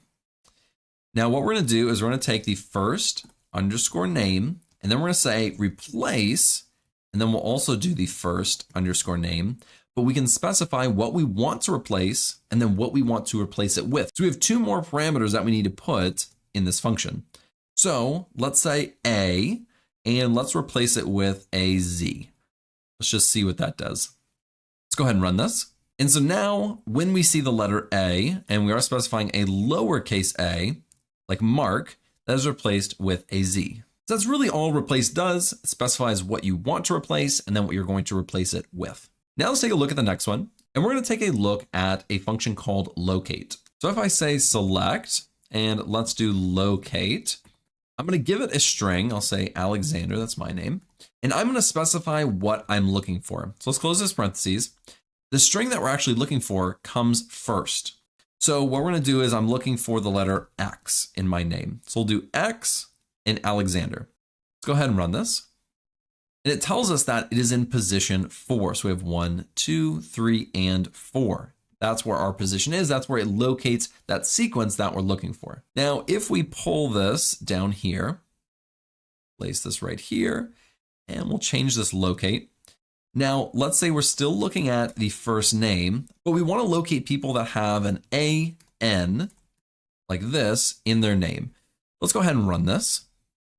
And we get zeros for everybody except for Anne and Andy. So this might be something where we put it into a CTE or a temp table. Then we can filter down based off of these results to where it only equals 1. Now, the last one that we're going to take a look at, and let's go right here. We're going to do first name, last underscore name. Now, this one is super, super useful because what we can do is have a concatenation of multiple columns. So let's go down right here. So we have first name and last name, but if we come down and we say concat, we can then combine these columns into one single column. So we'll do concat and we'll do first underscore name and then comma, last underscore name. And if we run this, it's going to be Leslie and Nope combined into Leslie Nope. Now this doesn't look perfect, right? We don't want it to look like that. All we have to do is come in here and we could do a little space. So we'll add a space in there. And if we run that, now we have Leslie and Nope, and we could call this as full underscore name. And this is something that I've done a million times in my real job, where there's multiple columns. We want to create one column out of it, or take 2 columns and create 1 column. Happens all the time. So this concat is really, really helpful to combine those columns really quickly. Hello, everybody. In this lesson, we're going to be taking a look at case statements in MySQL. A case statement allows you to add logic in your select statement, sort of like an if-else statement in almost all other programming languages, or even things like Excel. Let's see how this actually works. So let's bring this down and let's take this employee demographics table and let's take the first name and let's take the last name and let's add a case statement. How we need to do this is we have to say case. So that's going to signify that we're starting a case statement. And then I'm going to go over here and say tab. So this is where our logic comes into play. So I'm going to say when the age, let's say, is less than or equal to 30, then. So I'm saying if the age is less than or equal to 30, then what's going to happen? We'll just keep it really simple for now.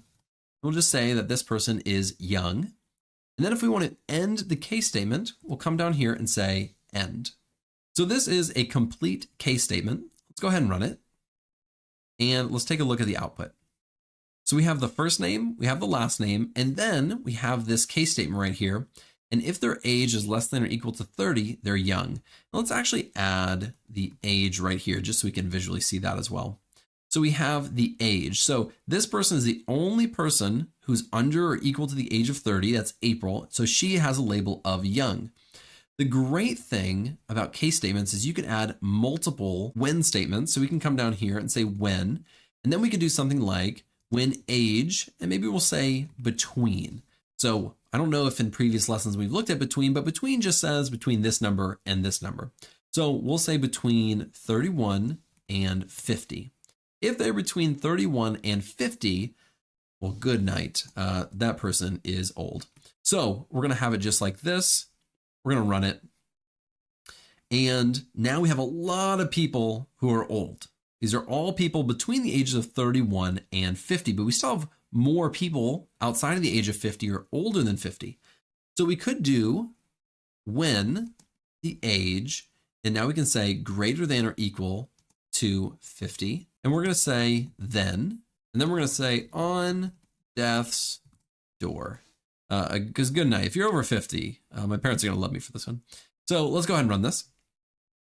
And then if we look at this, we have on death's door right there. Now this is huge. This is massive. So let's actually name this, and we'll just say as at the end of end. So right after end, we'll say as age bracket. And let's run this. And this looks a lot better. So now we have this age bracket, just signifying kind of where people are at. And most people are quite old. Poor Jerry. Can't catch a break, that guy. Now let's go down and let's take a look at a different table. So let's select everything. We'll do from employee _ salary. Now that we have our employee salary table, here is the scenario that we are given. The Pawnee Council sent out a memo of their bonus and pay increase for end of year. And we need to follow it and determine people's end of year salary or the salary going into the new year. And if they got a bonus, how much was it? So the first thing we need to do is we need to get the pay increase and bonus. And their pay increases look like this. So if they made less than 50,000, then that equals a 5% raise, very generous. And if they made greater than 50,000, that equals a 7% raise, very, very generous. Lastly, if they work in the finance department, that equals a 10% bonus, just cash that goes into their bank account. Very, very generous, but only the finance department gets it. So these are the guidelines that the Pawnee Council sent out, and it is our job to determine and figure out those pay increases as well as the bonuses. So let's come right down here. We're going to have our salary employee. I actually want to be able to see these. Let me pull this up just a touch. There we go.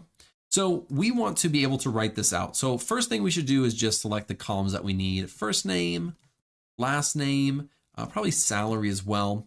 And now what we can do is determine this first one, which is if they make less than 50,000, they get a 5% raise. So let's say case, and I'll also add end in here.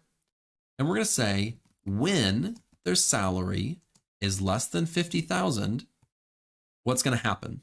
Then we say then salary. So we're taking their initial salary and we're saying plus, then we're going to do salary times 0.05. And if we run this, it should work. Let's pull this up really quickly. So April Ludgate, she made under 50,000. So she got a raise and her new salary is 26,250. We can actually call that. We'll say as pay underscore, actually let's do new underscore salary because that's their new salary. And let's run this. So the new salary is 26,250. Andy Dwyer is now making 21,000. Now this calculation, you can do it different ways. We can do it exactly like this, or we could just do times 1.05. Should be the exact same thing, just however you would like to write it out. It's just, adding it or multiplying it by this. So let's take this. And now we're going to say when it is greater than 50,000, so let's say greater than 50,000, they get a 1.07. So this is the 7% increase. This is a 5% increase. This is a 7% increase. And let's run this. And let's put this up here. So now if they made greater, so 50,000, that's 75,000, they got a 7% increase. Now, unfortunately, we did not make the rules. The Pawnee Council did. And the people who made exactly 50,000, unfortunately, were not part of those brackets. And that just wasn't up to us. We couldn't control that. So unfortunately, Tom Haverford and Jerry Gergich just didn't get raises this year. And that's not our fault, okay? That's not our fault. Now, the next thing that we need to do is determine the bonuses. Now, let's come right back up here really quickly. And let's just copy this. Because what we need to determine is how we know that somebody is in the finance department. Because if they're in the finance department, that means they get a 10% bonus. That's really important. Now, it's not in the employee demographics. Don't have anything about the department. But if we look in the salary and we run this, we do have the department ID. Now, let's open up and let's pull this up right here. We'll look at the Parks department. And in the Parks department, here we go. The finance is department ID of 6. So if we're looking at the salary, there's only one person who's in department ID equal to 6. So what we can do is another case statement. We can say, comma, we'll do case and end, and we'll do another one. We're going to say when DEPTID. So when the department ID is equal to 6, then we're going to give them a bonus. So we're going to say salary times 0.10. And we'll call this as bonus. Let's go ahead and run this. And let's pull it up. So he gets a $7,000 bonus this year. That's Ben Wyatt, because he was part of the finance department that just did an exceptional job this year, apparently, according to the Pawnee Council. So that is how case statements work. They're really powerful, really useful. I honestly use them quite often, and they're just a way to really add some logic and some, labeling or even do calculations like we did right here with the salary. Hello, everybody. In this lesson, we're going to be taking a look at subqueries in MySQL. Now, subquery is basically just a query within another query. We can do this in a few different ways, and I'm going to try to show you a lot of the different variations within this lesson. The first way that we're going to use a subquery is in the where clause. Then we'll take a look at the select and the from clause also. Let's take this demographics table that we have down here. What if we only wanted to select the employees who worked in the actual Parks and Rec department? Well, we could do that if we had a few joins. We have this salary table, and one actually represents that they work for the Parks and Rec. If we come over here and we open this up, we can see that Parks and Rec is the department ID of 1. So we do have that option. We could just join these two tables together, but sometimes we don't want to do that, and we'll use a subquery. Let's see how it works in the where clause. So let's go ahead and get rid of this. So what we're going to do is we're going to say select everything from employee demographics where, and now we want to pull, because this is the salary table, we want to pull employee IDs where the department ID is equal to 1. But remember, we're querying off of this table. So let's actually pull this up. This is what we're working with. So we want to say where the employee underscore ID, that's referencing this column in the demographics table, is in, what we're going to do is we're going to do a parentheses here, and we can even come down and put a parentheses down here. So what we're going to do now is write our query, which is our subquery, and this is our outer query. So now we're going to write an entirely other query within this. So we'll say select, and now we're going to say employee underscore ID, and let's just bring this over. I usually have it something like this, and I'm going to try to bring this down a little bit. So select everything, and then we'll do from, and then instead of employee demographics, we'll do employee salary. And let's just format this a little better. So select the employee ID from employee salary. And remember, we wanted to do where the department ID is equal to 1. Now let's bring this back up. And this is what the query is going to look like. Now, just by itself, let's run this subquery or this inner query. When we run this, it's going to create this list of just employee IDs where the department ID is equal to 1. So when we say where the employee ID from the employee demographics table is in, it's going to try to match those employee IDs to this list of employee IDs. So just remember 1, 2, 3, 4, 5, 6, and 12. Let's go ahead and run this entire query. Now we have 1, 3, 4, 5, 6, 12. If you remember from previous lessons, the 2 is Ron Swanson, and he's only in the salary table. So since we're doing just the employee demographics table, he's not in here. So what we're doing is we're selecting everything from the employee demographics where the employee ID in this table matches or is in the select employee ID from the salary table where the department ID is equal to 1. In essence, this is what a subquery is. It's a query within a query. Now, what would happen if we have the employee ID, but we also wanted to say the department ID, because we just wanted to view this. Let's go ahead and try to run this. We are going to get no output, and we're going to get an error that says operand should contain 1 column. The operand referring to this entire thing right here, because this is an operator. So this is our operand, and we're returning 2 columns in here, which is saying we cannot do. We have to only have 1. So now if we run this, it works perfectly well. And let's bring that down. Now we can also use the subquery in a select statement. So let's take a look at that next. Let's go down here and let's say we want to do select everything from employee underscore salary. And let me spell that right. Let's say we want to look at all the salaries just like how we have it now, but in a column next to it, we also want to compare it to the average salary for everyone. So we'll be able to see, whether somebody's salary is above average or below average. So what we would try to do potentially is do something like first underscore name, salary, and average salary. And we try to run this. And of course, we're going to get an error. It's going to basically tell us that we need to group by if we're doing this. So let's go back down and let's actually add that group by. And we'll say group by first name and salary. And we'll look at this output.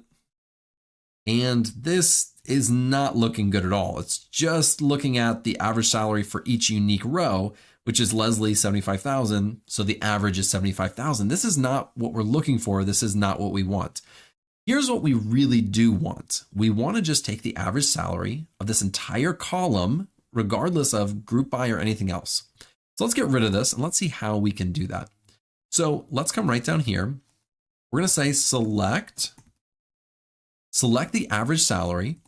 And then we're going to say from, out of parentheses, because this is our subquery, from the employee salary table, just like that. Now, if we run this, we should get the exact output we're looking for.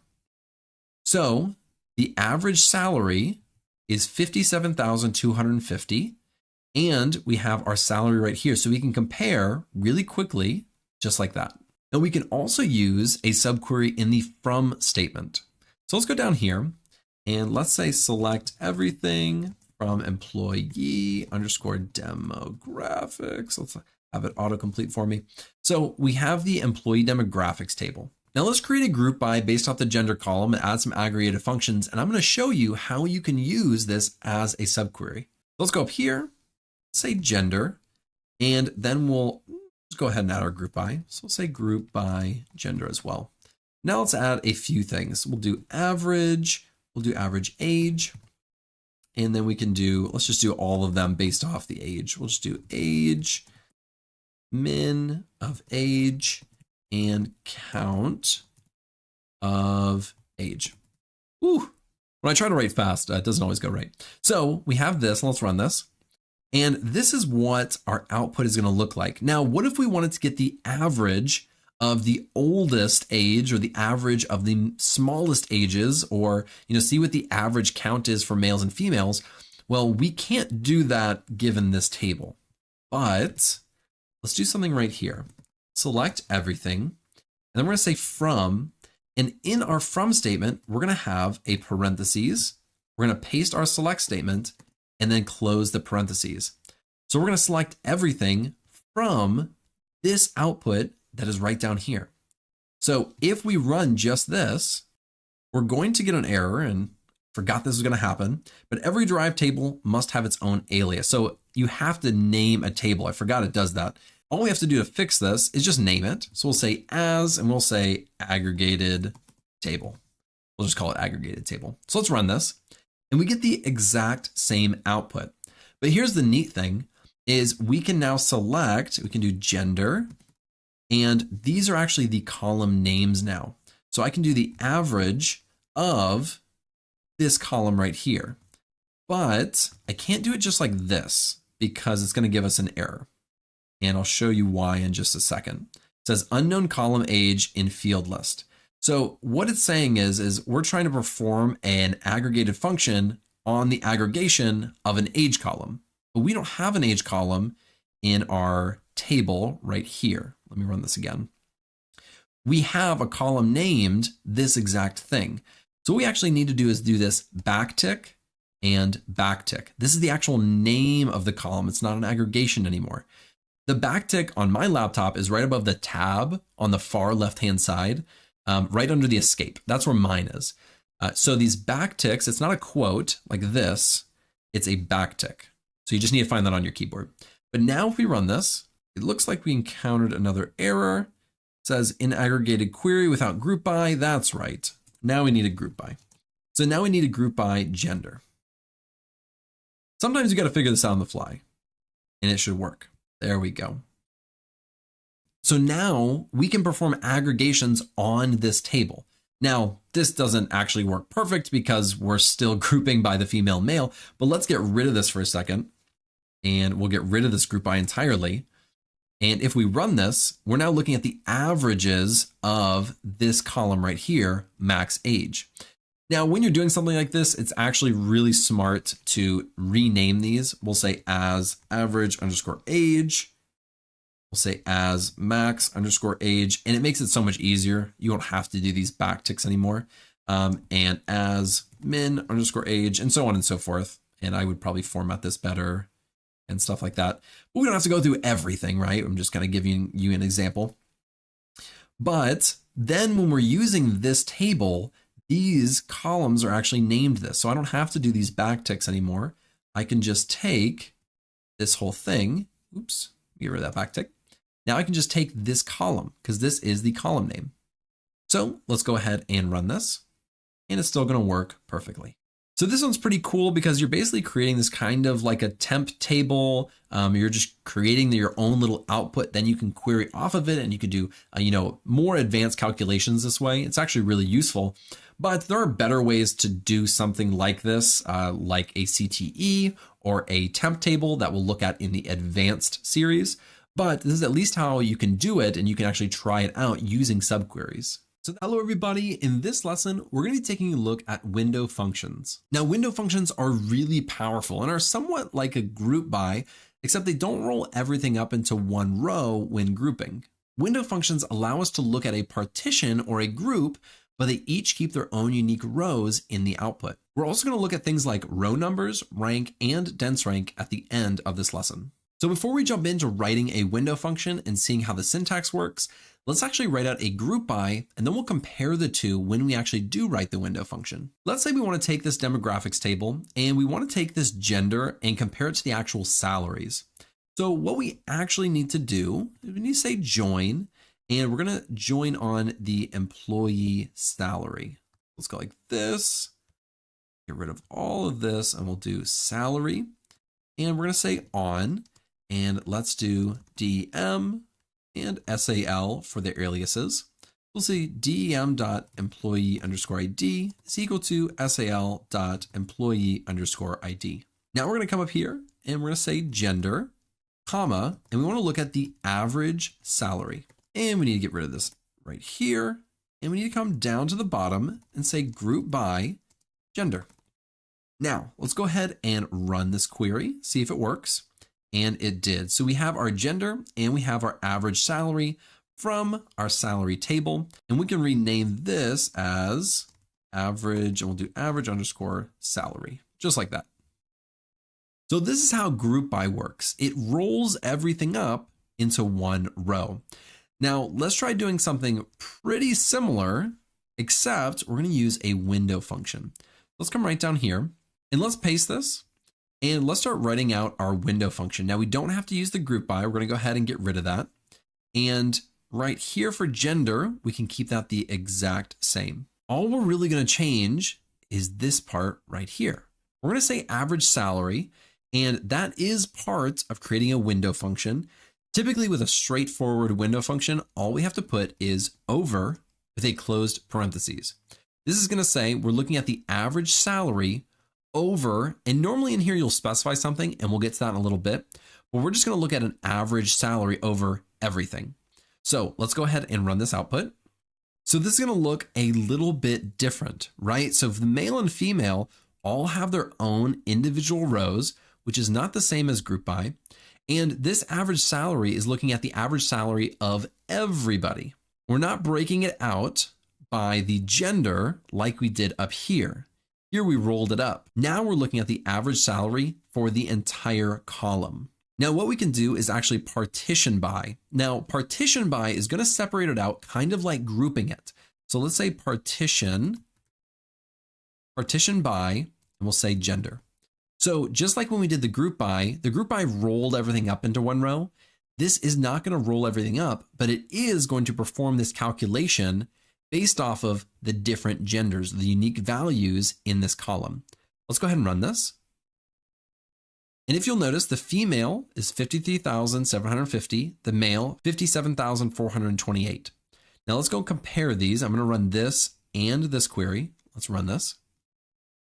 So if we look at our group by, it's the exact same numbers, except we have it on their own individual rows. Now, why would we want this? Well, let's say we want additional information. So let's just look at this one for now. So in this one, let's say we wanted to add additional things like the first name. So we'll do dem.first_name. We can do last or dem.last_name. So we can add other information, and it doesn't affect this column at all because we're using a window function. If we try to add these exact things, and I'm going to go up here and do it. If we try to add these exact things to this, let's see if, yeah, that works. And then we also have to group by this. If we run this query now, it's going to be completely different because we're using a group by. We're grouping by the first name, the last name, and the gender. We're breaking everything out based off of the unique values in these columns. Whereas down here, it's completely independent of what's going on in these other columns. All we're doing is we're doing a window function just based off of that column. So I think that's pretty amazing. And there's a lot of additional functionality that we can do with these window functions. And we're going to take a look at a lot of those things in just a little bit. Let's try another example really quickly. Let's literally just copy this, paste it down here. And all we're going to do is we're going to change this to sum. So now, instead of the average salary, we're looking at the sum of salaries, and we're still partitioning by the gender. Let's go ahead and run this, and let's pull this up. So all the men together make $402,000. All of the females make $215,000. Now, what we're about to do is something called a rolling total. If you've never heard of a rolling total is super cool and can be done within MySQL. A rolling total is going to start at a specific value and add on values from subsequent rows based off of your partition. So all we have to do is add an order by, and we're going to order by, let's say, the employee _ ID. Let's go ahead and take a look at this. And it looks like the employee ID is ambiguous. I had a feeling. So I just need to say dem.employee ID. Let's try this one. So now we have something called a rolling total. I'm going to actually name it as rolling _ total, because this is super cool that window functions can do this. And this is something that a lot of people in like finance do. I did it myself when I worked in healthcare, and it partitions based off the female. And you can't see the employee ID, but there's an employee ID that we're kind of ordering on in the background. Now, what it's doing is it's starting with Leslie Nope, and she made $75,000. Then the next person, April, she made $25,000, which equals 100. And just to actually see this better, I'm going to add salary. And so Leslie Nope had $75,000. Then we're adding this $25,000 to the 75, and we get 100. Then we're adding the $60,000 to $160,000. Then we're adding $55,000 to $215,000. So we're adding every single time we're adding this salary to the already existing total, all the way up to our grand total, which was $215,000. The exact same thing happens with the males. So we start with 50,000, then we add 50, then we add 90, then we add 70, all the way up to 402,000. Now you can do this in a lot of different configurations on a lot of different columns, but in essence, this is exactly what a rolling total is. That's how it works. And we were able to partition based off of this column. We don't have to use partition by. We could do this completely regardless of the partition, but I thought it was interesting to at least break it out by female versus male. So now that we know how to use a window function, let's look at some special things that you can really only do with window functions or window-like functions. So we're going to bring this down, and what we're going to do is get rid of this entire thing, and we're going to look at something called row number. Then we're going to look at rank, and then we'll look at dense rank. So let's look at row _ number, and this is just like an aggregate function, like we were doing the average age or average salary or something like that. This is what we're doing. We're doing a row number. Now we're going to do this over, and we'll just do everything for right now. So let's go ahead and run this and just see what it looks like. Let's bring it up. And what we're doing is we're saying, okay, we have first name, last name, gender, salary. That's all great. But then we get to row number, and we're doing a row number based off of everything. It doesn't matter what it is. So we're starting at 1, which is the very first row, and we go all the way down to the bottom, just like an employee ID. So let's actually add that. Let's do dm.employee_ID, just like this. So we have this 1, 2, 3, 4, 5, 6, 7, 8, 9, 10, 11. Now, if you remember on this table, we are missing Ron Swanson. So it kind of skips that, but it's basically like an employee ID. We're kind of giving it its own unique value. And these row numbers are not going to repeat itself if you do it like this. Now they can repeat themselves if we do a partition. And let's do a partition on the gender again, because we know how to do that one. We'll do partition by, let me spell that right. Partition by the gender. Now we're going to add a row number based off the gender, but again, it's broken out or partitioned by gender. Let's look at this. Now it goes for the females, 1, 2, 3, 4. Then for the males, it restarts 1, 2, 3, 4, 5, 6, 7. Now this is just in a random order based off how the data was stored in the table itself.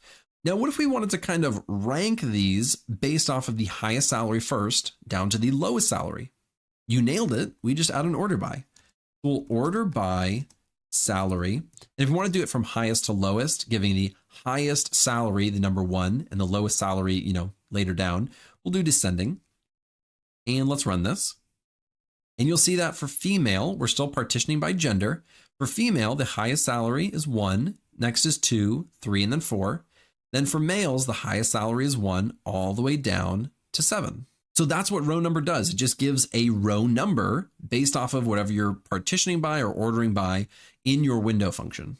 Now, let's go over here and add a comma, and we're going to add, and let's go down just a hair. Let's add rank. So I want to do rank, and we'll do our parentheses. Now rank is going to give it more of an official rank, and let's see how this works. So we'll do rank, and we'll do over partition by salary descended, the exact same thing. And while we're here, I'm going to rename these. I'm going to say as row underscore num, and we'll call this one rank underscore num. So let's go ahead and run this. And it looks very, very, very similar, except for one small thing, this right here. So when we're using the row number, whatever we are partitioning by, it's not going to have duplicate rows within that partition.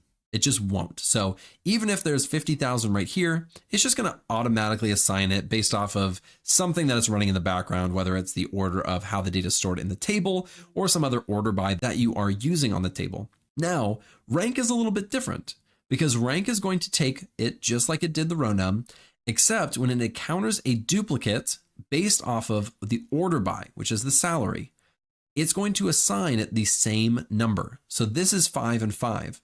What's unique about rank is that the next number is not going to be the next number numerically. It's going to be the next number positionally. So this is 1, 2, 3, 4, 5. And this is kind of like a 6. And then it goes to 7. So it skips number 6. Now there's another one. Let's copy this rank. There's another type of rank called dense rank. And we'll do dense underscore rank. So we'll do dense underscore rank. And let's run this. And let's pull this up. There we go. Now, dense rank is ever so slightly different than rank in the fact that when it gets down to duplicates, it's still going to duplicate them. So it's going to have a 5 and a 5, but it's going to give the next number numerically, not positionally. That is the only real difference between rank and dense rank. And again, row number is just not going to have duplicates. It's going to give it its own unique within that partition. So I know I just threw a lot at you, but that's row number, rank, and dense rank in a nutshell. And you can review this, mess around with it, all of these things, because these are actually really, really useful. Hello, everybody, and welcome to the first lesson in the advanced MySQL tutorial series. Today, we are going to be looking at CTEs. Now, CTEs stand for Common Table Expression. They're going to allow you to define a subquery block that you can then reference within the main query. Now, that may not make perfect sense, but we've looked at subqueries in the past or in previous lessons in the intermediate series. So you kind of understand that it's kind of like a query within a query, except we're going to name this subquery block and it'll be a little bit more standardized, a little bit better formatted than actually using a subquery. Let's take a look at the basics of writing a CTE. Let's pull this down really quickly. And all we're going to do is we want to create this as a CTE. We'll say with, and that is our keyword to define our CTE. So we're going to say with, and then we're going to name our CTE. And we'll just call it CTE, and we'll do underscore example. And then we're going to say as.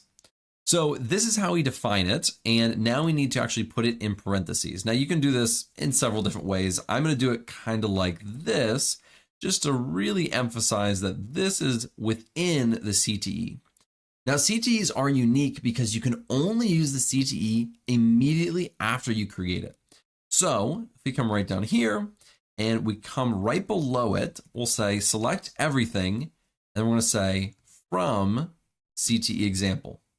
We'll say from CTE example. And let's bring this back up. Now, if we run this, we're going to get the exact same output. Now, this should seem pretty familiar, almost like we're using a subquery. And within our subquery, we have this right here. We're kind of building our own little table. And then we can query off of it down below. So we can come down here and let's actually change the names in here. We're going to say average underscore sal. And we'll change all of these real quick, just because I don't like having to actually put the, the tick marks. I don't like doing that. So here we're going to say max, then we'll say min, and then we'll say count. And let's go ahead and run this again. And so now we have these different names. And when we come right here, we can say select, and then we'll just do something really simple. We'll just do the average of average underscore sal. So the average salary. And let's run this. And so this is the average between both the males and the females. Kind of the purpose of these CTEs is to be able to perform more advanced calculations, something that you can't easily do or can't do at all within just one query. Another reason to use a CTE is just the readability. You can absolutely write this using a subquery, and let's do that really quickly. And it's just going to be a little bit tougher to read and look at. So let's come right up here. We're going to say from, and we'll do right here. We'll say select everything. We'll do select average sal from here. And we're going to need to name this. So we'll say do example underscore subquery. And we'll get rid of this. And then we just need to get rid of this. And we can run this query. And we get the exact same output. Now, if I formatted this exactly the same, just like this, and the name's down there, if we look at this, the syntax is just a little bit more difficult to read. We're selecting the average of average sal from, and then we have our subquery right here, and then we're naming it at the bottom. If we scroll up and compare this, this one just looks a lot better. Now, when you're writing in MySQL, sometimes it doesn't matter if it looks pretty or not, as long as it gets the job done. That is true, especially if you're just going to be using it yourself. But in a more professional environment, when you're using this in your actual job, there are going to be people who've been using this for 10, 20 years, and they're going to expect you to write it well. They don't want it to be really messy. They aren't most likely going to want it to be written like this. I've been using it for quite a long time, and I much prefer CTEs over subqueries just visually, and it makes it a lot quicker to actually read through. So that is just one of the reasons, although you get the exact same output. Now, there is some additional functionality within CTEs as well. Now, one thing that I mentioned just a second ago is that when you build a CTE, you can only use it immediately after. You can't use it right below it. So let's go ahead and let's copy this query, and we're going to bring it right here. If we try to run this, and let's do this, we're going to get an error. And let's pull this up. It says table parksandrec.cte example doesn't exist. So we're looking for a table called CTE example in our database, but it's not there. Now, the reason this happens is because you're creating a CTE. You're not creating a permanent object like a temp table, which we'll look at in the next lesson. And you're not creating a real table, and you're not creating a view. You're really not creating anything. It's just a common table expression to create this table right here, this basically almost like a temporary table almost, but then you're just using it to query off of it. You're not saving it. You're not storing it in memory. You're not really doing anything with it. It's just like writing a regular query. So this is why you can only write it immediately after creating the CTE. You can't write it down below and reuse it because it's just like calling a query that you wrote before. It just isn't going to work. Now, the next thing that I want to take a look at, and let's copy this down here.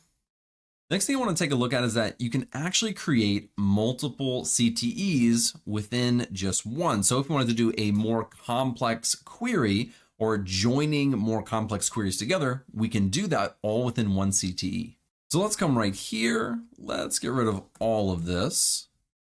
And we're going to say from the demographics table, we're going to say where birth underscore date, and let's just do is larger than 1985-01-01. So we have one query, and we'll take just a few columns from this table. So we'll take, let's say, the employer or employee ID. We'll take the gender and the birth underscore date. So this is one query, and we're filtering just based off of this birth date. Now, when we create this, this is the CTE example, but we can have a comma here. We can come down below, and then we can say CTE underscore example 2. And I need to combine that. So 2. And then we can say as, and then we have another query. So then right here, we could say select everything. We'll change that in a second from employee, say salary. And in the salary, we'll just do a simple one. We'll do where salary is greater than 50,000. And we'll actually just take the employee underscore ID and the salary.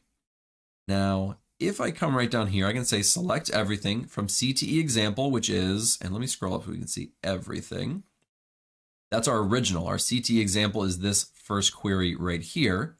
Then we're creating our second one right here, and we can join basically on these two common table expressions.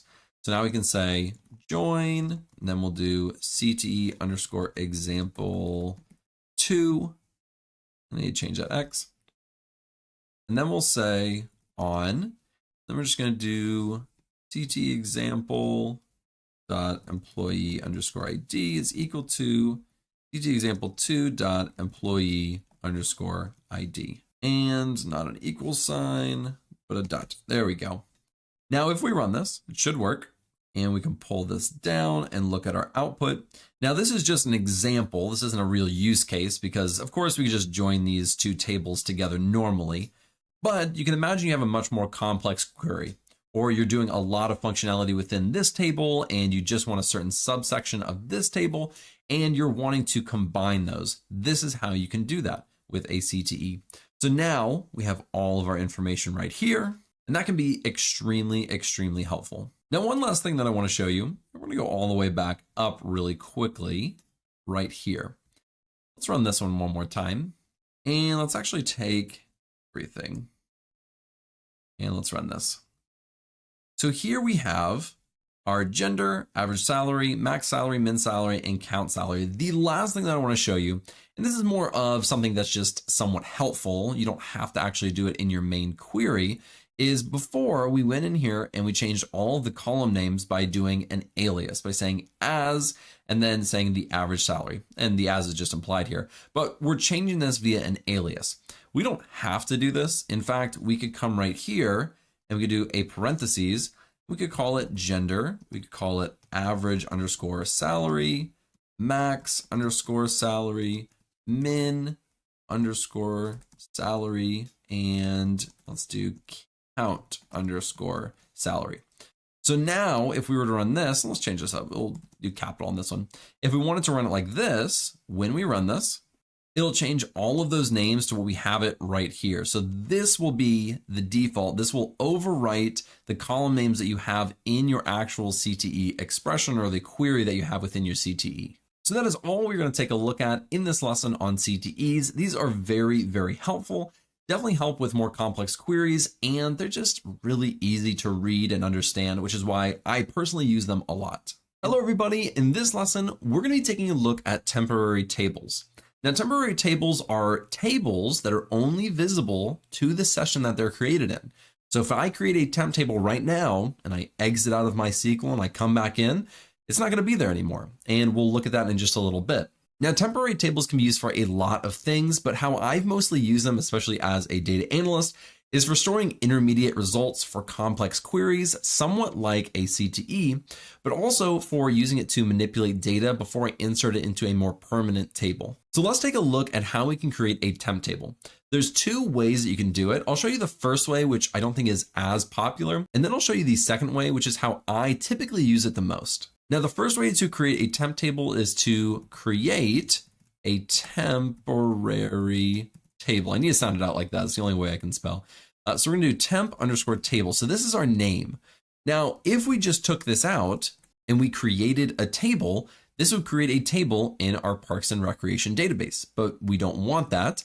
We don't want to create a temporary table that just lives inside of our memory or the memory within our computer. Now we're going to create this temporary table much like we would a regular table, and we're going to need to name the columns as well as the data types. So let's do first underscore name, and our data type can be varchar, let's say 50. Then we'll do a comma. Then we'll do last underscore name. We're going to keep this really simple. We'll do varchar 50 again. And then for our last one, we'll do favorite underscore movie. And for this one, it needs to be longer. So we'll do varchar, let's say 100. Now let's get rid of this and let's actually run this after we do our semicolon. Let's actually run this. And nothing's going to happen. Let's click refresh. Nothing's going to happen. At least you can't see it happening. But let's pull this up. And you can see that create temporary table says 0 rows affected, but it was created. Now, in order to actually see it, we can do select everything. And we'll do this from our temp table. And we'll add a semicolon. And then we run this. And we have this empty table right here. Now, what's really great about these temp tables is then you can insert data into it.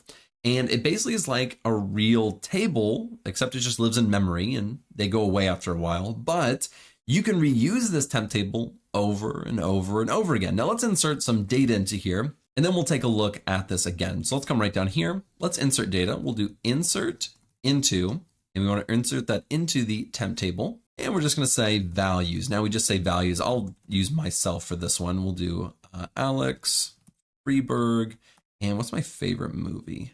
Give me a comma. That'll be Lord of, I think it's like that. Lord of the Rings, The Two Towers.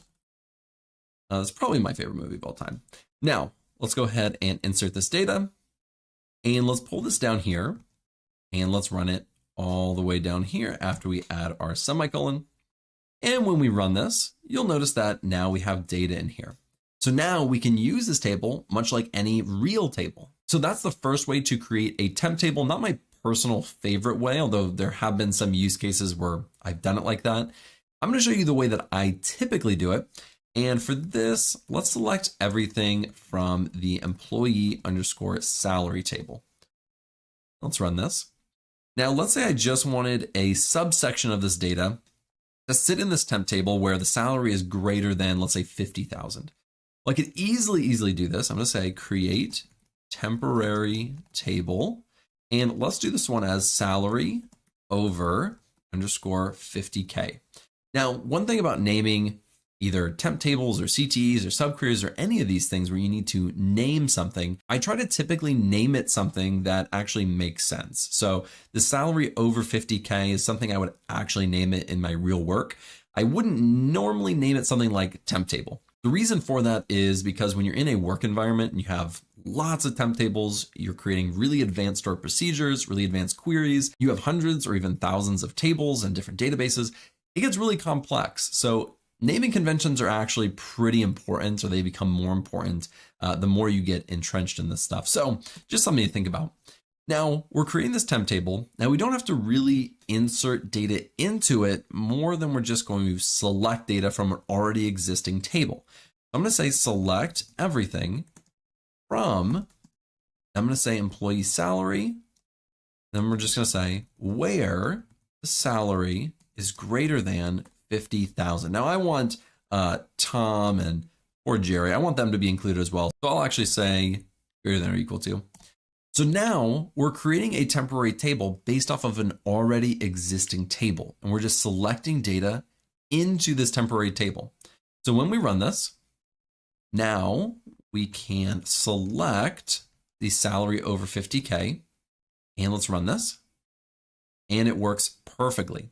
Now, the great thing about temp tables is they last as long as you are within that session.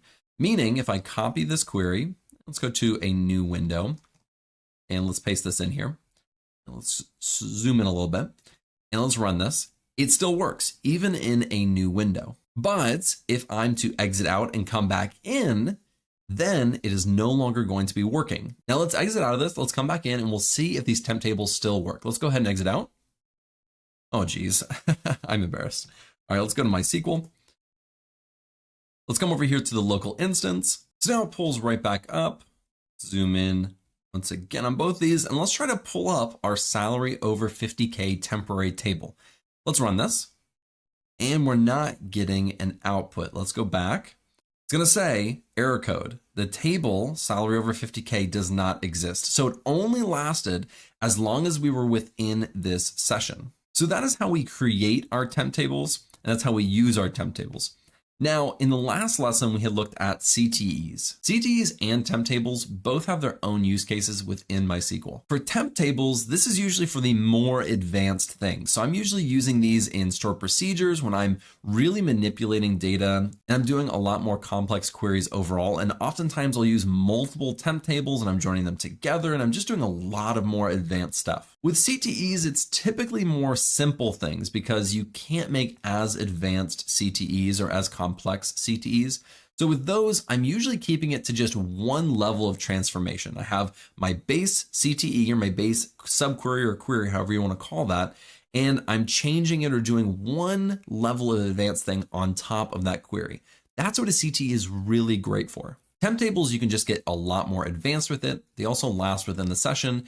And if I'm using it multiple times throughout something like a stored procedure, then it makes so much sense to use a temporary table. Hello, everybody. In this lesson, we're going to be taking a look at stored procedures. Stored procedures are a way to save your SQL code that you can reuse over and over again. When you save it, you can call that stored procedure and it's going to execute all the code that you wrote within your stored procedure. It's really helpful for storing complex queries, simplifying repetitive code, and just enhancing performance overall. So let's take a look at how we can create a stored procedure. Now we're going to start by just creating a really simple query. We'll make it a little bit more advanced as we go along and take a look at the different things within stored procedures that you can do. Now let's change this query. Let's say where the salary is greater than, and let's do 50,000. Let's actually do greater than or equal to 50,000. We want to include Tom and Jerry as well. So let's go ahead and run this. Now, what we want to do is save this really complex code within a stored procedure. Let's come right down here.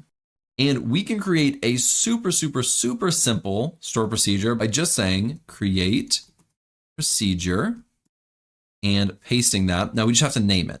So we have create procedure and we'll call this large underscore salaries. And then we do a closed parentheses. Now this is as simple as it can possibly be. It does not get any simpler than this. So let's go ahead and run this. And if we go down, we pull this up, you can see that it says create procedure, 0 rows affected. So it looks like it worked. And if we come over here to this refresh button, you should see now that under stored procedures, it drops down and we have our large salaries. That's exactly what should have happened. We wanted to save that into our parks and recreation. Now, if you wanted to be careful, you could say use parks underscore recreation. This is not a bad idea, but you don't have to. But you can specify what database within your actual editor window. Sometimes that is helpful. But now we've created it. Now let's see how we can call it. All we have to do is say call. We're going to copy this entire thing, including the parentheses. And let's end it with, that's right, a semicolon. Let's go ahead and run this.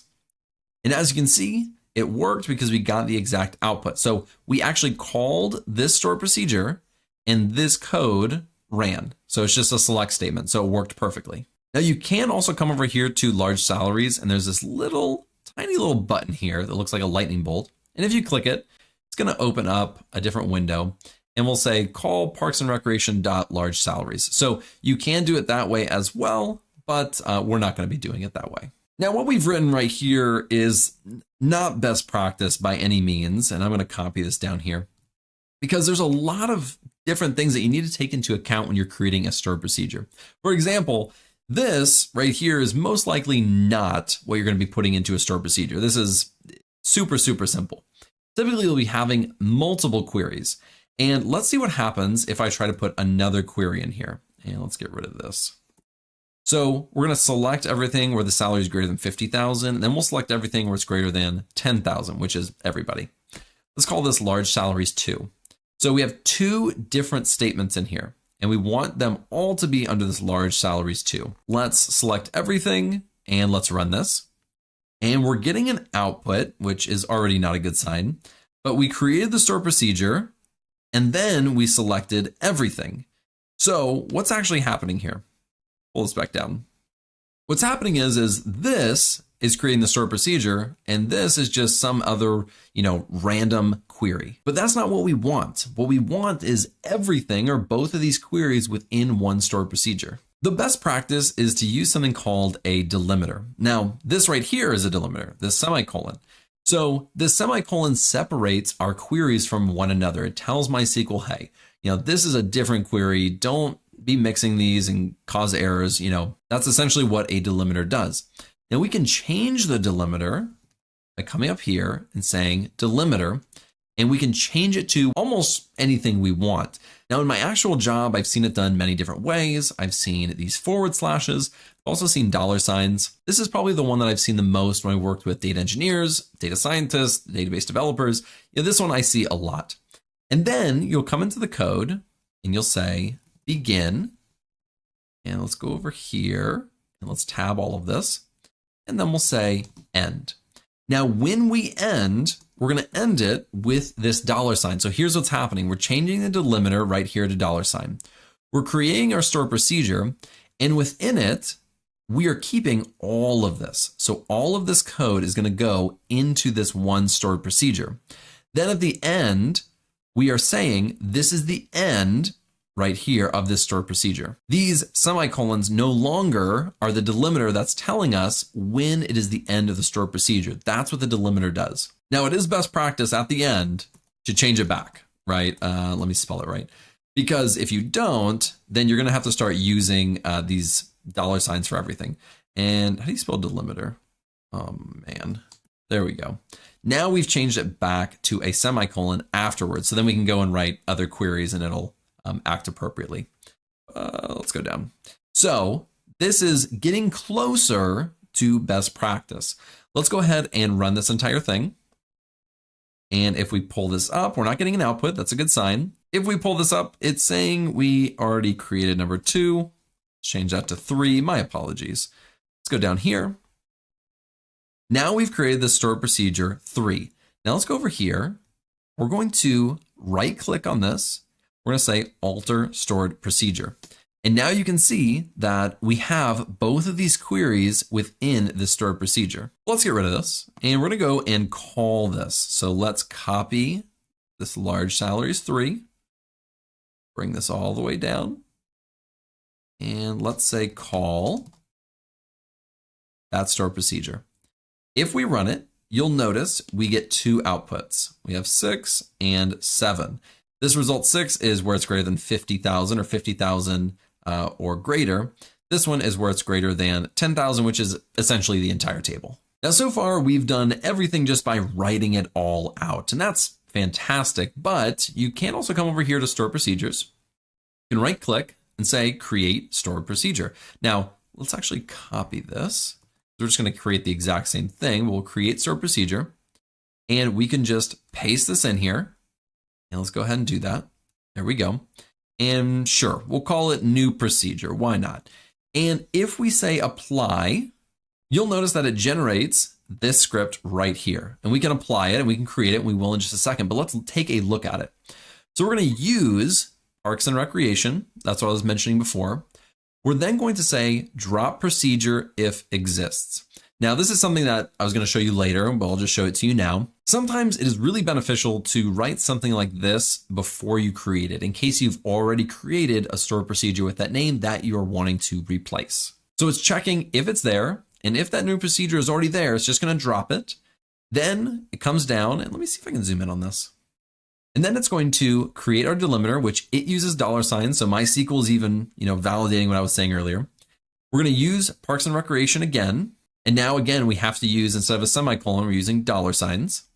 Then we're creating the procedure, which is new procedure.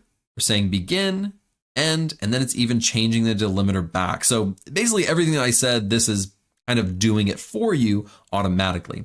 Now, when I click apply, it went ahead and executed that SQL statement, and our new one is ready. So we can go ahead and alter that stored procedure, and it looks exactly the same as this one out here, which was large salaries number 3. So it looks exactly the same. Now let's go ahead and get rid of this, and let's go down below. The next thing I want to take a look at is something called a parameter. Now, before I actually get into this, I'm going to copy all this down here because I don't want to rewrite all of it, if I'm being honest. So let's paste this in here. Now, parameters are variables that are passed as an input into a stored procedure, and they allow the stored procedure to accept an input value and place it into your code. Let's take a look at what that actually means. Now, before I do anything, I'm just going to change this to number 4 so I don't forget. So let's get rid of all of this. We're going to keep it somewhat simple because we're looking at something new. Now, when I say we're passing through a parameter, I'm talking about when we're calling it. So let's say we've already created this one. I'm not going to, run this yet, but let's say we've created it. Let's say I want to pass in an employee ID.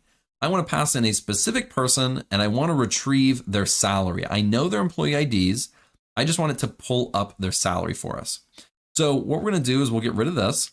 And when we're calling it, let's put this down. When we're calling it, I'm going to pass through a value like 1. That's Leslie Knope. And then I want the salary to be the output. So I'm going to select the salary. So we're selecting salary from the employee salary, but how do we know that this one is the person we're looking for? Well, when we're actually creating this parameter, we create it right in here. That's what tells the stored procedure to accept an input value when we're calling it down below. We're going to call this employee underscore ID. Now, after we call it, after we name our parameter, we need to then give it a data type. So I'll call this an integer. So we're telling the stored procedure when somebody calls this stored procedure, they have to pass through an integer. It can't be a string or it can't be a date. It has to be an integer. Now, what we're going to go do is right down here, we'll say where the employee underscore ID, that's from this column in the actual table, we'll say is equal to the employee underscore ID, which is our parameter right here. Now you may be thinking, that's really confusing. They're named the exact same thing. Can I change it? The answer is yes, I actually encourage it. So there are some naming conventions that are out there that I think are helpful, ones that I personally use. But remember, this is just kind of a variable parameter name. You can kind of call it whatever you want. So if I wanted to say Huggy Muffin, I could. And this could be Huggy Muffin. So let's try it with Huggy Muffin. I just came up with that off the top of my head, so don't judge me. But we're going to create the stored procedure. And then when we call it later, we want it to return the salary where the employee ID right here is equal to whatever was passed through that parameter, that input parameter. And we're going to keep it as 1, so it should return 75,000. Let's go ahead. We're going to create this. And now let's go right down here and we're going to run it. And we can see that that is the salary and it worked perfectly. Now, like I was saying, that is not what I would actually name it. There are some naming conventions like underscore param at the end. So you kind of want to keep it, at least I recommend you try to keep it similar to what you're actually looking for. And you can either end it in underscore param, or there's another way that you can do it, which is come right over here and do p underscore. And these are just ways that you can tell the code, or you can just be able to visually see the difference in the code. So this is just what I recommend. Then you put it right down here.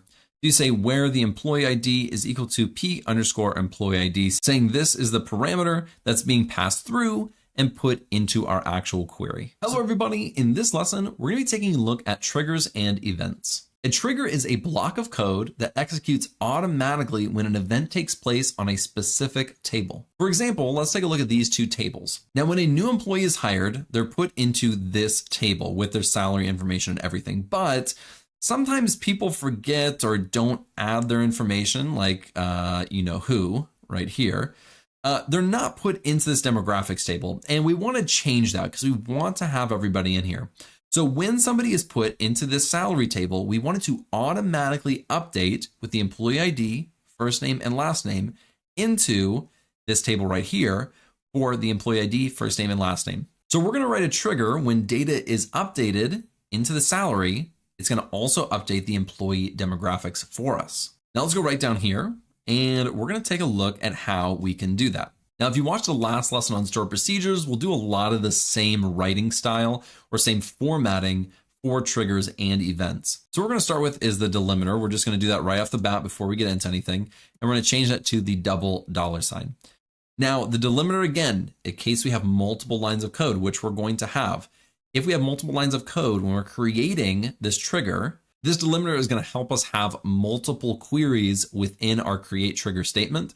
So this is really important. We'll just start out by doing that. Now let's create our trigger and we do need to name this. So we'll say employee underscore insert and we'll just call it like that. Did I spell that right?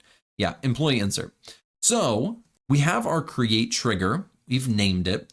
Now we need to specify what event needs to take place in order for this to be triggered. So we're going to say after an insert, and I need to spell insert right, after an insert on, and we'll do the employee underscore salary table.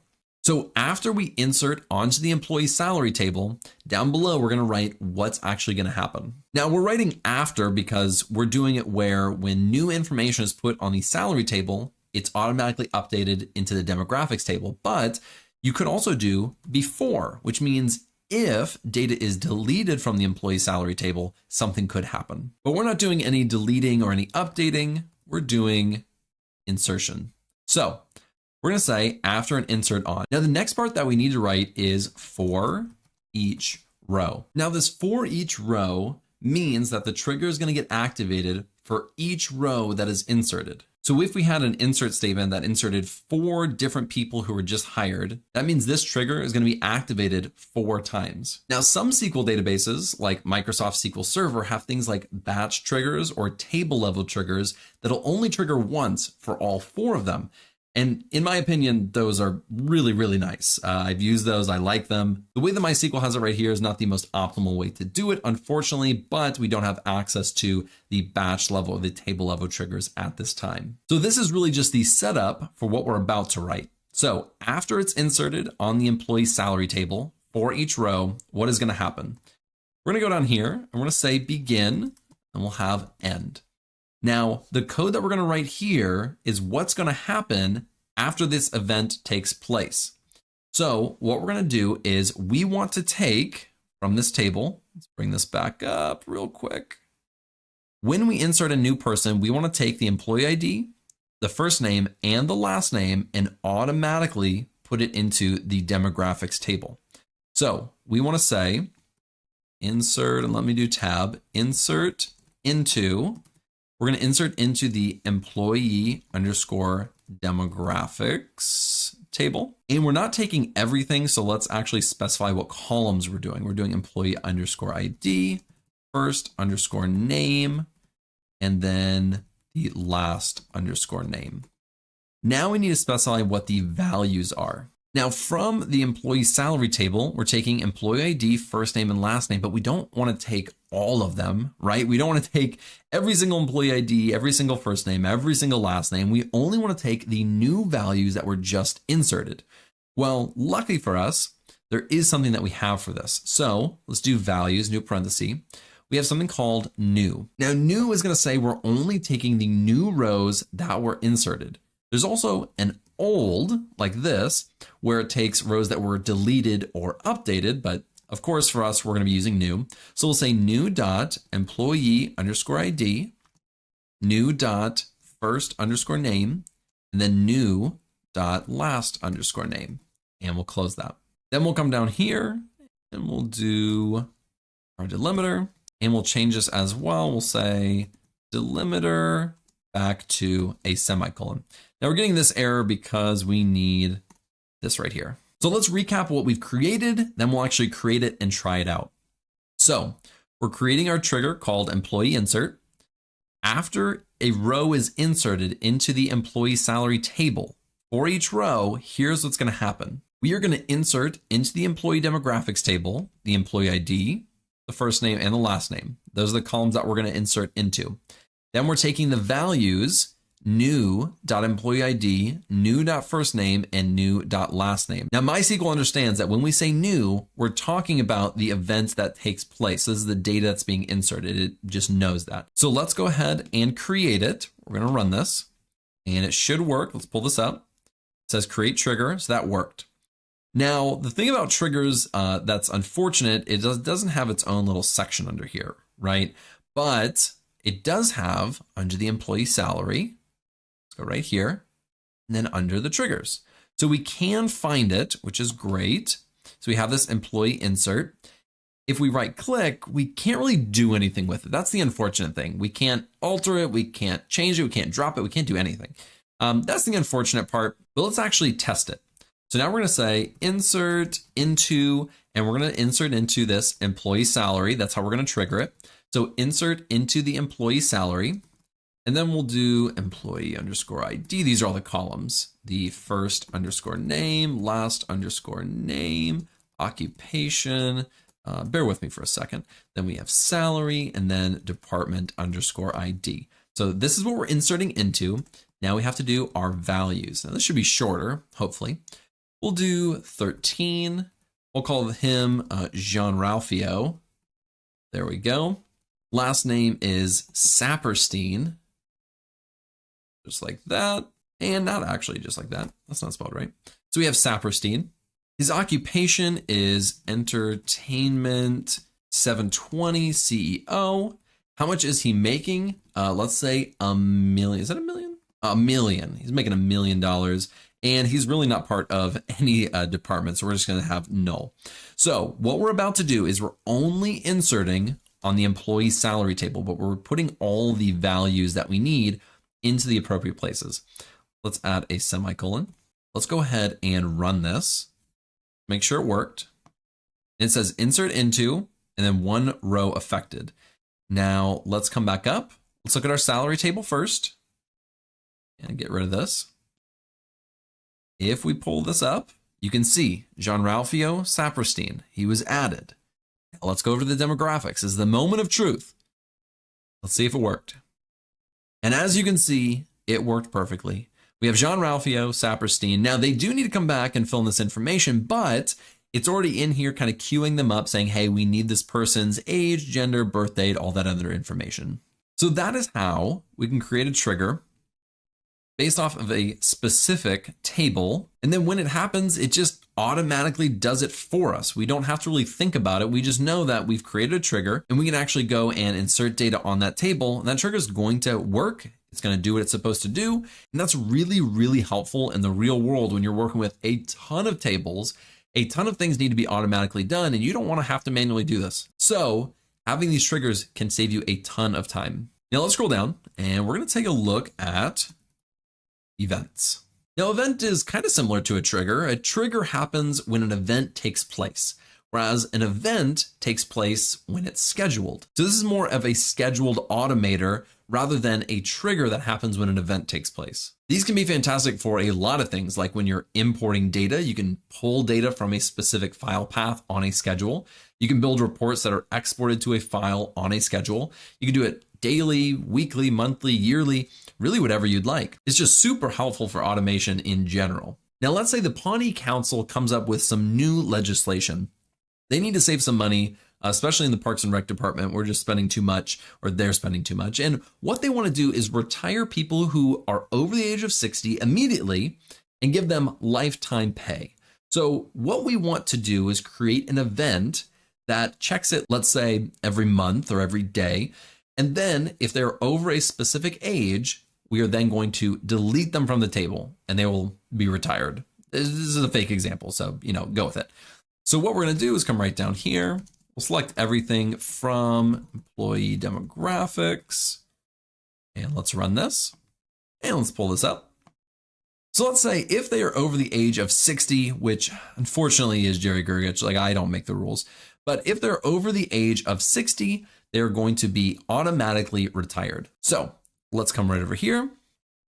We're going to say create event, and we'll call this the delete underscore retirees. Now, before when we were creating the trigger, we were saying based off of a specific event, but here we're going to schedule it. We're going to say on schedule, and then we're going to say every, and we could do 1 month. Maybe we'll look every single month, but here we'll do, let's do every 30 seconds, every 30 second. Now we're gonna go down, we'll say do, and this is gonna say, here's what needs to happen every 30 seconds. So we'll say begin and end.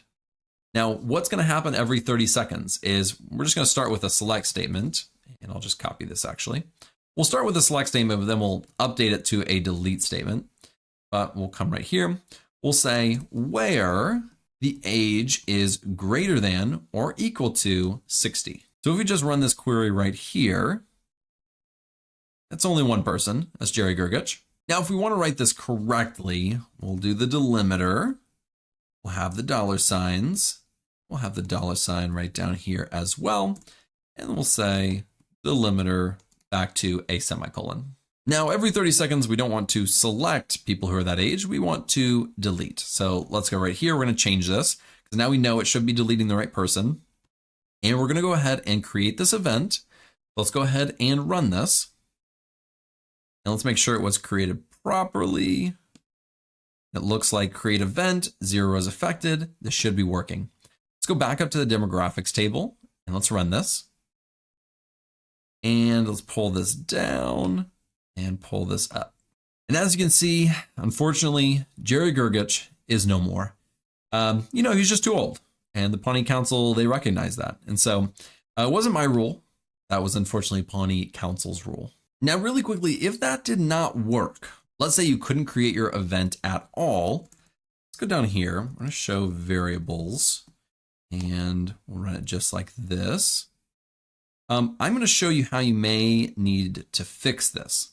So we can say where variables is like, and then we'll say event. Do it just like this. So I have event scheduler where the value is on. If yours is off, which sometimes that can happen, you're just going to update this to on. Now, another issue could have happened, and I just want to explore this for just 1 second. You may not have permissions to delete things. If you do not, come right up here. Let's try to figure this out together. It's actually edit, preferences, and I want to say it's right here into the SQL editor at the very bottom. Yeah, so save updates, rejects updates, and deletes with no restrictions. This needs to be unchecked.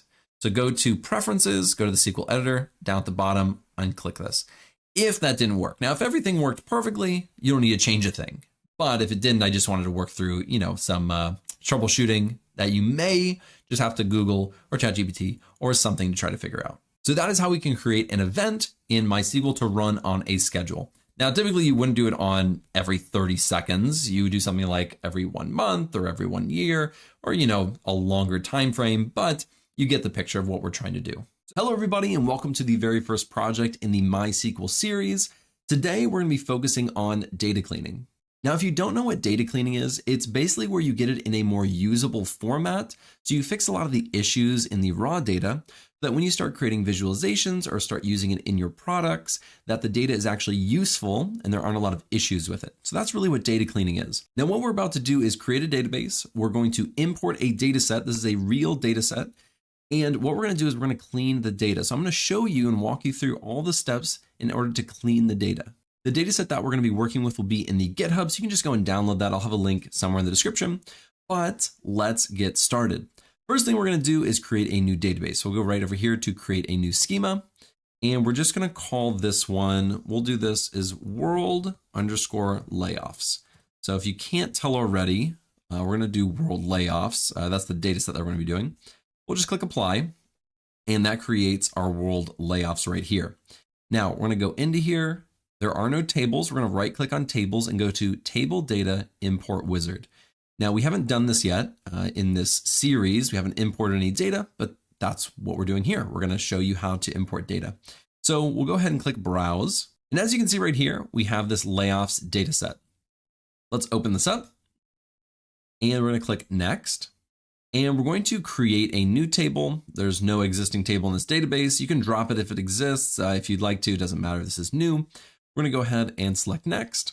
Now, right here is where you configure import settings. Now, MySQL is going to automatically assign a data type based off of the data in these columns. So we'll take a look at the data later. Now, there is one thing that you can take a look at real quick. We have this date column. Now, in here, it assigned it as a text. That's because of the format. We are going to import this as the raw data. We're not going to try to change anything in the import settings. We're just going to assume this is how the data was in the table. So I'm not going to change anything, although this may be something that you would want to change to something like a date time and go and fix that. But we're going to import this as the raw data. Let's go ahead and select Next. We're going to import it. We just select Next. Now this could take a little bit. So while this is importing, I'm just going to skip ahead. This should take just a few minutes to import. All right, this just finished. Let's select Next. And we imported 2,361 records. Let's go ahead and select Finish. We can get rid of this. And let's refresh this. Perfect. We have our layoffs table. So we'll select everything. And I'm going to go and double click on the world layoffs because I don't want to write out the whole thing every time. So we're going to say from layoffs. And let's see what we get. So let's take a look at the data that we're going to be working with in this data cleaning project. So this data set is layoffs from around the world, starting I think 2021, and we'll take a look at that in this date column later. But it has the company. So it has the company that did the layoffs. It has the location of where they are, what industry they are part of, how many they laid off, the percentage that they laid off, so the percentage of their company, the date, the stage, which refers to the stage that the company is in, whether it's a Series B, post IPO, they don't know. Then there's the country, and then we have funds raised millions. So we have a lot of information here. And in the next project, we're going to be doing exploratory data analysis. So we're cleaning all of this data. And then in the next lesson, we're going to actually dive into it and try to find trends and patterns and all these other things. So what we are going to do is we're going to go through multiple steps. Step number one is we are going to try to remove duplicates if there are any. That is the first thing I typically do, especially if I know this data shouldn't have any duplicates or it'd be, repetitive or unnecessary to have duplicates. The second thing is going to be to standardize the data. That just means that if there are issues with the data with spellings or things like that, we just want to standardize it to where it's all the same as it should be. Number three is we'll look at the null values or blank values. And there's a lot of null values in here. There's even a blank value right here. And we're going to see if we can populate that, if we can. And there are times where you should, there are times where you shouldn't. I'll kind of walk through that as well. And lastly, we want to remove any columns and rows that aren't necessary. And there's a few different ways to do that. This one is a little bit, let me write this actually real quick. Remove any columns. So I'm just going to say there are instances where you can do this. There are instances where you shouldn't do this. When you're working with massive data sets and you have a column that's completely irrelevant, completely blank, you don't have any ETL process that is required for it, you can get rid of it and it can save you time when you're querying your data. Now, with that being said, and we'll talk about this later, in the real workplace, oftentimes you have processes that automatically import data from different data sources. If you remove a column from the raw data set, that's a big, big problem. So what we're going to do is something I would actually do in my real work, which is I would create some type of staging or raw data set. Let's say this one's our raw one. And we could have even called this layoffs_raw. We're going to create another one. We're going to create a table. So we'll say create table. And let's call this one layoffs_staging. And we literally just want to copy all of the data from the raw table into the staging table. So we can do that really quickly by just saying like layoffs. And if we run this and we refresh, you'll see we have this staging database. And let's copy this. Here we go. And we'll do layoffs_staging. underscore staging. And so now we have all of the columns and all we have to do is insert the data. So we're just going to say insert, then we're going to say layoffs staging, go right here, and we'll select everything from layoffs. And let's run this. And if we select the table, we now have all the data over. So super, super easy. And now we have these two different tables. Now, again, why do we do this? Is because we're about to change the staging database a lot. If we make some type of mistake, we want to have the raw data available. This does happen. This is something that you do in the real workplace because you're not going to work on the raw data. You shouldn't do it. It's not best practice. So I'm going to show you what I would actually do in my, like a real job. So that's what we're going to do. Now we're only going to be working off the staging database, and we can copy this and make different databases for different things. As long as we have our raw data, we can really do anything we want going forward. And that's what we're going to do. So the number one thing we're going to look at is to make sure that we are removing duplicates. We want to make sure we don't have any duplicate data in here. And if so, we're going to get rid of it. Now, really quickly, if you did my Microsoft SQL Server project, we did something very similar, but we had an extra column over here that gave the unique row ID, which made it really easy to remove the duplicates. Here, there is no identifying factor that's going to be easy for that. So I'm just going to tell you up front, removing these duplicates is not going to be easy, but we'll walk through it every step of the way. So what we can do is try and do something like a row number, and we'll match it against all of these columns, and then we'll see if there are any duplicates. Now, we're starting off strong. Okay, we're jumping into kind of some of the more advanced things. It does get actually easier as we go, but this is the actual order that I follow. So I'm going to keep it. So let's try to identify duplicates. So let's copy this. Let's pull this down, do underscore staging. There we go. Now what we can do is we can do row number, and we'll do that partition by basically, we could do every single one of these columns. That's kind of what we're doing. So what we can do is we can say everything, then we can do a comma, and we'll say row underscore number, and it would be just like this. And we're going to do this over, and we want to partition by all of these columns. Essentially, we could just do a few for now to see if we get any hits, and then we can look at that. But there are going to be multiple companies that have layoffs in the same location and industry. Although their total laid off would probably be different, the date would probably be different. So if we do something like company, let's do industry, we will do total underscore laid underscore off, comma, percentage laid off, and then let's do date. Now I'm doing date with the backticks because date is a keyword in MySQL. So if we do it like this, it just really makes it easy. So we're going to partition by all of these things. So let's do partition by, and let's bring this down real quick. So I'm just going to say over partition by, and we're going to call this as row underscore num. Now let's try running this. Let's see if it works really quickly. It's important. And over here, you can see that we have our row number. Now these mostly are unique, and these all look unique. I'm not going to scroll through all of them, but we want to be able to filter on this. So we can filter where the row number is greater than 2. If it has 2 or above, that means there's duplicates. That means there's an issue. So let's go ahead and we're going to take this. We'll put it into either a subquery or a CTE. I'll create a CTE for this because it's really easy. So we'll say we'll say with, and then we'll do duplicate underscore CTE as. Then we'll just do our parentheses. We'll paste this in here and get rid of that right there. And now we're going to say, select everything from this duplicate CTE. Then we'll say where row underscore num is greater than 1. Now let's run this, and let's add a semicolon. Let's run this. And you can see that these ones have duplicates. So these are our duplicates actually.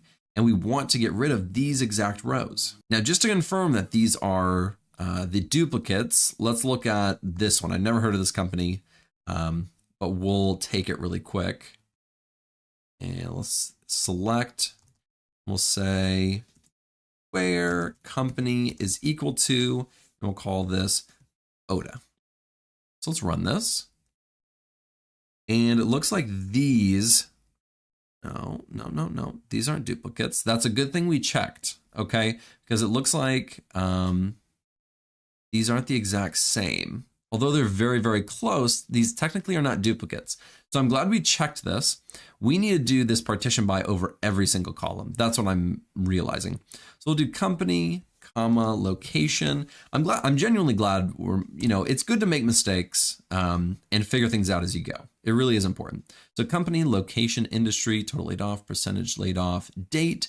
Then we'll do stage, and then we'll do country, and then funds underscore raised underscore millions.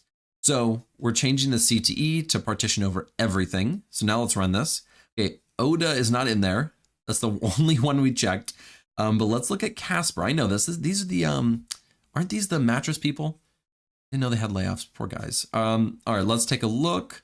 It looks like this row and this row are duplicates. These are our duplicates. So we are going to want to remove only one of those. We don't want to remove all of those.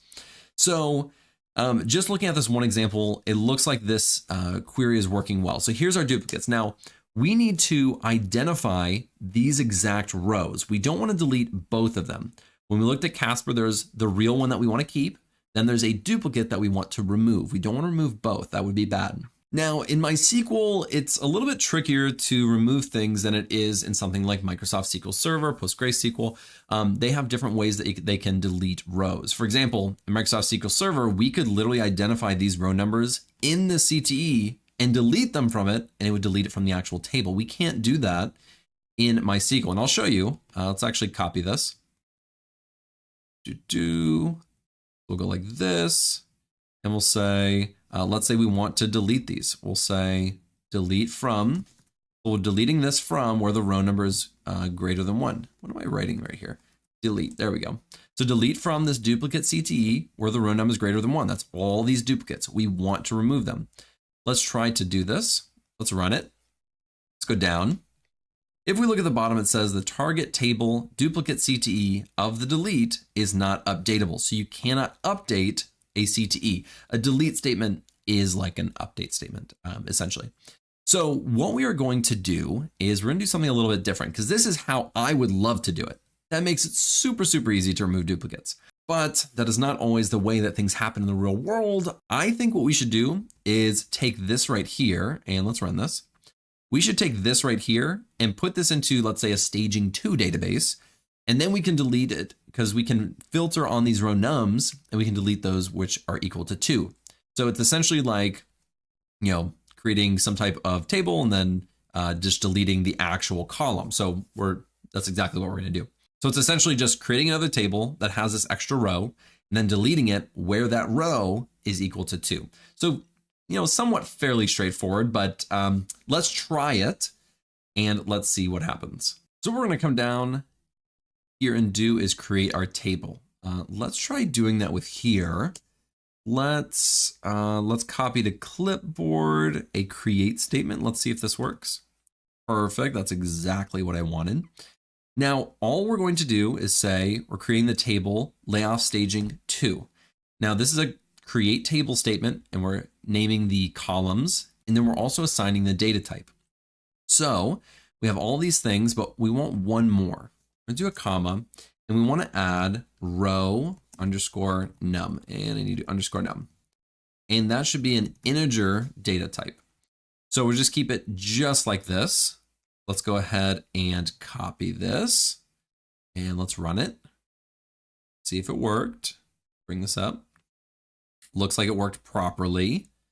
And let's say, let's go back up. I want to rewrite things that I don't have to. Let's run this. So now we have this empty table. So we want to insert this information right here. So we're going to insert into, so we'll insert into, and then we'll do this right here. So insert into staging 2. Now let's try to run this, see if it works. And let's run it. And let's select that table. And now we have it. So let's pull this back up and I'll walk through what we just did, because I know I'm going quick, but we have so much to cover in this lesson. So we just inserted basically a copy of all these columns, but in this new table, we added one more, the row num. So now we can filter, we can say where, I need to spell that right, where row underscore num is equal to 2, or we should say greater than 1 because some might have multiple duplicates. And there you go. Here are our duplicates. Now we're going to delete these. So all we have to do is come right back down. Where did I go? Copy this, come right back down here. And we're just going to say delete from. We just did a select statement. I always recommend doing that to identify what you're deleting. Then you change it to delete. And now if we run this, go. And I'm actually going to keep this. Let me see. There we go. And let's run it again. And now they're gone. And if we say just the whole table, this looks wonderful. Now this row num is going to be a column at the end that we probably don't need anymore, right? It's a redundant column. It adds up extra space in memory and storage and all these other things and processing times. We're just going to get rid of it. That'll be at the very end, I'm sure. So it looks like we are good to go. That's how we remove duplicates. Now, there are different ways to do it when you have different columns. Like if you have a unique column over here, makes it so much easier. So much easier. But we didn't have that, so we had to kind of do a workaround. Welcome to the real world. Now, let's look at standardizing data. So standardizing data is finding issues in your data and then fixing it. So I'm already noticing right here, it looks like we have a space at the beginning. We could easily just do a trim on this column. Unless I don't even think I did this when I wrote out all the scripts for this. Let's just do from this table. Why am I writing it all out again? We actually want to select the company and then we'll just do distinct company. Distinct company. Let's run this. And if we do trim around this, let's run this again. And that looks better. So if we do company, comma, and then we'll just do the trim. We don't need to do distinct right now. We'll do the company. This just looks better. So we're going to update that. It's super easy. Now, if you ran into an issue just a second ago, I may need to help you change that. So if you couldn't update or delete those things earlier, I should have told you this earlier. I apologize.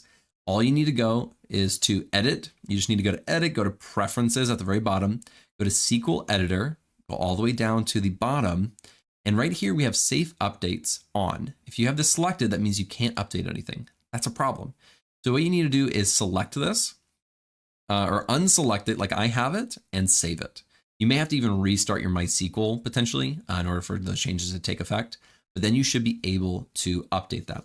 Now, all we're going to do is update this table and we're going to set, and now we need to come back here and we'll say, we're going to set the company equal to trim. Now, if you don't know what trim is, or you haven't taken that lesson, trim just takes off the white space off the end. So it took the white space out of here or off the right-hand side as well. So we're going to update this and let's do a semicolon. Let's run this. Let's select this again. And it was updated properly. So we're already off to a great start. Now, the next thing that I want to take a look at is the actual industry. So let's go back. Let's copy this. And let's take a look at the industry. So we'll do industry and we'll run it. Now, if you look in here, there's a ton of different industries. And there's marketing and marketing. Oh, because I haven't done distinct. Please ignore me. Let's do distinct. And there's a ton of different industries in here. Transportation, healthcare, consumer. There's a blank one, which we'll take a look at. Aerospace. There's a lot of really unique ones. Let's actually order this. We'll do order by, and let's just do one, which is the first column. We're just ordering our own self. So we have null, we have blank. That's a problem. We'll take a look at that later. But this is an issue. Crypto, cryptocurrency, and cryptocurrency. These are all the same thing. These should all be on or labeled the exact same thing. The reason we need to change this is because when we start doing the exploratory data analysis, visualizing it, these would all be their own rows, their own unique thing. which we don't want. We want them all to be grouped together so we can accurately look at the data. Let's take a look at any other ones. Fintech and finance, that could be the same thing. I'm not 100% sure. I'm not a fintech person. I think for now, the only one that I'm confident in changing is this one right here, which is cryptocurrency. So let's go ahead and update that. So all we have to do, and we need to actually, let's select really quickly where it's like crypto. So we'll say where industry, and we want to select everything where the industry is like, and we'll just do crypto because they all start with crypto, right? Yeah. We'll do crypto just like this, and let's run this. And let's just take a look. A lot of layoffs in the crypto industry. Good night. All right, let's find where it's cryptocurrency. Okay, so even this one, it's crypto, and I know Gemini, crypto, and then it says cryptocurrency. So these should be all crypto. You see how 95% of them are crypto. So we're going to update these other ones. Oh, this one is CRYPT. Is that how you spell crypto? Geez, I don't know anything. All right, so we want to update all of them to be crypto. So what we're going to do is we're going to say update layoffs industry 2. We want to set the industry equal to crypto, just like this, where, and we can do it a few different ways. We can say industry, I think we can do like, let's try this real quick. Some of this stuff I don't have planned out. I'm just kind of going with it as we go, which I like better. You know, we work together on this. We figure these things out together. That's what I like. Then we'll do like crypto, just like this, exactly like we had it up here. So if it's like crypto, it should be crypto. Let's try this. Let's see if it ran, because it may not have, I can't remember. Yeah, it worked. Okay, so it updated 3 rows, and that looks correct. Now let's go back up and let's run this. And as we scroll down, they are all the exact same. Beautiful, beautiful, beautiful. So if we do distinct industry again, let's get rid of this. If we run this query and we scroll down, crypto is its own thing, beautiful, and it looks great. We can look at those later on how we can update those, but let's keep going. Let's look at our whole table again. And these blanks and these nulls are actually an issue. We do need to deal with them, but my instinct is telling me go fix it. But my tutorial side is saying, okay, stick with the tutorial, the order that we agreed on. So let's go take a look. We've looked at company, we've looked at industry. Let's just real quick look at distinct location. Now, it's good to look at most of these things, right? There could be small, tiny issues that you just never saw. And we're just going to order by 1, just do a real quick, just a scan to see if we find any issues. That could be an issue, but that could just be another language, if I'm being honest. I don't know. I'm just scrolling through here because I want to make sure, because this is not something I had in my pre-written script. This looks pretty good to me. Let's do everything. We'll run this, and now let's look at country. So we'll do distinct country, and let's run this. And let's scroll down. Again, this is sometimes just what I actually do. All right, we got an issue right here. Super common. Somebody put a period at the end, some dingus. And we're not going to judge that person. I don't know who it was or who ruined this data set, but yeah, that's a problem. So we're going to need to just update that. It looks pretty simple, but I'll just say where country is equal to, or let's say like, and then I'll say like United States. There we go. And oops, I want to say select everything. I just want to see where it's at. Oh, geez, there's too many. Let me see if I can spot it. I can't spot it. It looks like there's supposed to be United States, not United States dot. That's the issue. We can easily fix this, and we can probably, let's do really quickly. Let's do select distinct, and then we'll do country, comma, and then we'll do a trim because we want to get rid of that, that one. We'll do country. Now, just doing the trim won't fix it. Let's go to the bottom. So doing the trim doesn't fix it. But here's what you can do. It's a little trick of the trade here. We're going to do something called trailing, which means coming at the end. So what's trailing? The period from country. Let's try running this. Scroll to the bottom, and it fixed it. So this is a little advanced little tidbit for the trim here. We can do trailing from the country. We're looking for something that's not a white space. We're specifying we're looking for a period. So now what we can do is we can say update. We can set the country, do update this table, and we'll, and we'll set, what am I doing? What's going on here? We'll set the country equal to, and we'll do it just like this, but we're only going to do it for country, right? So we'll say is equal to trim, and then we'll say where country is equal to, or actually let's say like, and let me see if I have this. Oh, I don't.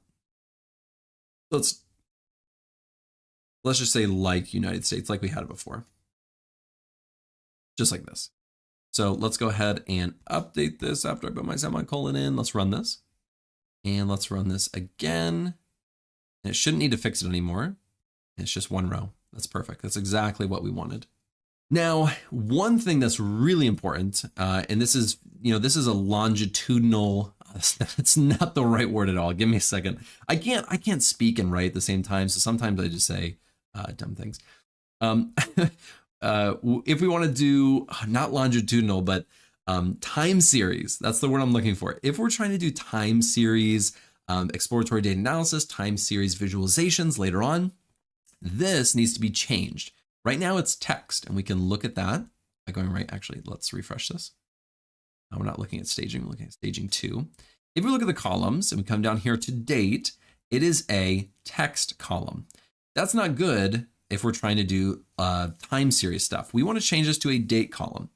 Now, how can we do that? Let's take a look. So let's do date, and let's not actually do it like that. Let's do date backslash. So we're just going to look at the date. Now let's change this because we want to format it how we want to format it with it, which is month, day, year. So how can we do this? Well, there's something that's very, very helpful, works perfectly in this situation, and is exactly what we're going to do. It's called string to date. So we're going to do string underscore, there it is right there, underscore to underscore date. It literally helps us go from a string, which is a text, that's the data type, to a date. So it's perfect. Now, all we need to do is pass through 2 parameters. We have to pass through the column, which is the date column, and then what format we want it in. Now, if you haven't done date formats before, I'm going to kind of walk you through it while we're looking at it. In order to format this properly, you use a %. So it's going to be a formatting for a month, a lowercase m. A capital M is something completely different. I believe it's spelled out. We can look at that in a second if we want to actually. And then we can do this right here.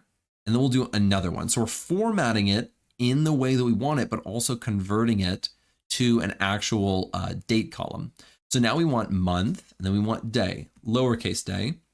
We'll do a / and then another % and then a capital Y, which stands for, I believe, the 4 number long year. Let's look at this real quick. So it worked perfect. So it's taking in this format that it's in right over here and converting it into the date format. So this is the standard date format that you're going to find in MySQL. Now let's see what happens really quickly just for fun. Let's see if we do capital M. It looks like that's not going to work at all. Let's do lowercase y and just formatted it to 2020. I think it took the first 2 numbers, it looks like. I don't know why it's doing that, if I'm being honest. But if we keep it with the capital Y as we should, this looks perfect. This looks exactly like what we're trying to do. So you can mess around with it. It depends on how the data is formatted in your original column when it converts it to the string to date. And there's a lot of different stuff. You should just look up date formatting in MySQL. Really interesting stuff. So we're going to update this date column to this, which is our new date column. Let's go ahead and do that. We're going to say update You guys should be getting used to this by now. That's the whole point, is getting used to doing these things. So we're going to set date equal to, and then we're going to put in this right here, the string to date. Go ahead and do this, and let's run it. Make sure it worked. 2,355 rows. It looked like it did every single one, but let's go ahead and get rid of this, and let's run it. And it looks like it worked perfectly. Now there were some nulls, it looks like, and that'll be something we have to look at later when we talk about nulls, but overall, I believe this looks proper. Now, if we refresh this, let's refresh, let's come down to the date, you'll notice it is still a text. It's date, it's called text, but now it's in the date format. Now that's really important, and maybe I should have done that earlier if I'm being honest. Tried to convert it to a date column, it wouldn't work. It would give us an error. You just have to trust me on that one. But now we can do it where we can change it to a date column. So let's do alter table. Now, only do this, never ever do this on your raw table, only do this on things like a staging table, because we're about to completely change the data type of the actual table. So we want to change the layoff staging to, and then we're going to come down here and we're going to say modify column. Now what column are we modifying? It's this date column. There we go. And we want to change it to what data type? A date. And am I spelling this right? Yeah, I just need a semicolon here. Whenever I see an error, you gotta just look for the semicolons. So let's go and run this. And let's refresh, see if it worked. And the date was changed to a date, which is perfect. It's all we wanted to do just to make sure we were doing what, or we'll set ourselves up later in the future really well. Let's look at our table. All right, this is very good. So we fixed a few just issues with the company. I believe something with the industry, the cryptocurrency. We changed the country. I'm just gonna go ahead and tell you right now, this one we're not gonna look at until we look at the nulls and whatnot in just a second. So we're not looking at that one yet. And then we have this extra column that we've done. So we've done a lot so far, but the next thing in the process, step 1 was remove duplicates. Step 2 was standardization. Step 3 is working with null and blank values. Now this is going to happen. You're going to have nulls and you're going to have blank values in here. It's somewhere. It's just going to happen. And so we need to think about what we're going to do with that information, whether we want to make them all nulls, make them all blanks, try to populate that data. Let's see what we're going to do. So let's start off with the total laid off. We'll just do where total underscore laid underscore off is null. So in order to look at the null, we say is null. Let's try equal to null. It's not going to give it to us. We have to say where it is null. So we have these values. These are completely null. And there's quite a few of them, but remember, this is also useful information, but if they have 2 nulls, that probably is pretty useless to us. That's something I think we'll take a look at in a little bit, actually. We'll say, and we may save this query, percentage laid off is null. So if they're both null, like these are all, I believe, fairly useless to us. These might be ones that we remove. So let's actually look at this in step 4. We look at removing rows and columns. But one thing we should take a look at, I remember this industry. Let's do industry, do distinct. This industry had some missing values. And let's take a look at that. Okay, so we have a missing value and we have a null here. So let's look at this query and let's say, where industry is null, or do industry is equal to a blank, like this. We'll select everything. Let's run this. All right. So it looks like there are a few that are blank. Now, what we can try to do is see if any of these have one that's populated. Let's take Airbnb, for example. Let's search for this really quickly. And this is 100%, it's just helpful. It's really, really helpful to be able to populate data that is populatable. Is that a word? Let's try it. So we'll say select everything. I just want to do where, spell that right, where company is equal to, and let's do Airbnb. There we go. Let's run this. And it looks like we have this one right here. So for example, these, whether they have them or not, we're going to try to populate these. If this Bally's or Carvana or Jewel had multiple layoffs, these ones should, if these ones aren't blank, if they have one that's not blank, we should be able to populate it. For example, not the one I was trying to do. If we look at Airbnb, this one has travel. So we know this is the travel industry. So we can populate this with travel. Again, we want this data to be the same. So if we're trying to look at, what industries were impacted the most, this row isn't going to be affected, or this row won't be in our output because it's blank. We want that to be travel to represent the data properly. So we want to update it. So if this one has travel, we should be able to update this row with this travel right here. So let's see how we can write this. And let me give myself some rows right here. All right. Now what we're going to need to do is try to do a join here. So let's try writing it out in a select statement, and then we'll just change it to an update if it works. So we're going to select everything, and we're going to do this from staging 2, and we'll call this ST2. And then we'll join on itself, because what we're going to do is we're going to check in this table, does it have one that is blank and not blank? If so, update it with the non-blank one. That's essentially, in layman terms, what we're trying to write, but writing it out could be a little bit more difficult. So we're going to join on itself, and we'll call this, let's actually call this table 1, T1 and T2, because they're the exact same table. And we'll do this on, and we're going to say T1.company is equal to T2.company. So the company has to be the same. That's important. And we probably should do the location is the same as well. Now we'll do and T1.location is equal to T2.location. I'm imagining, there's another Airbnb in like South America somewhere that's called Airbnb, but I'm just imagining a scenario, right? Where we have to think about different use cases rather than just large companies. So those other ones, they may have ones that are in different locations. We don't want those, we don't want to change them if they're not the same. So these are the same. Now what we want to find is we're going to say, we want to say where, then we'll do T1.industry is null. And then we want to check that T2.industry is not null. We'll say and T2.industry is not null. And let's just run this. Let's see if we get anything. So let's think this through, because we got nothing in our output. We're selecting everything. We're joining on the company and the location, where T1 industry is null and T2 industry is not null. Let's just get rid of this for a second. I just want to see if this changes anything. It doesn't.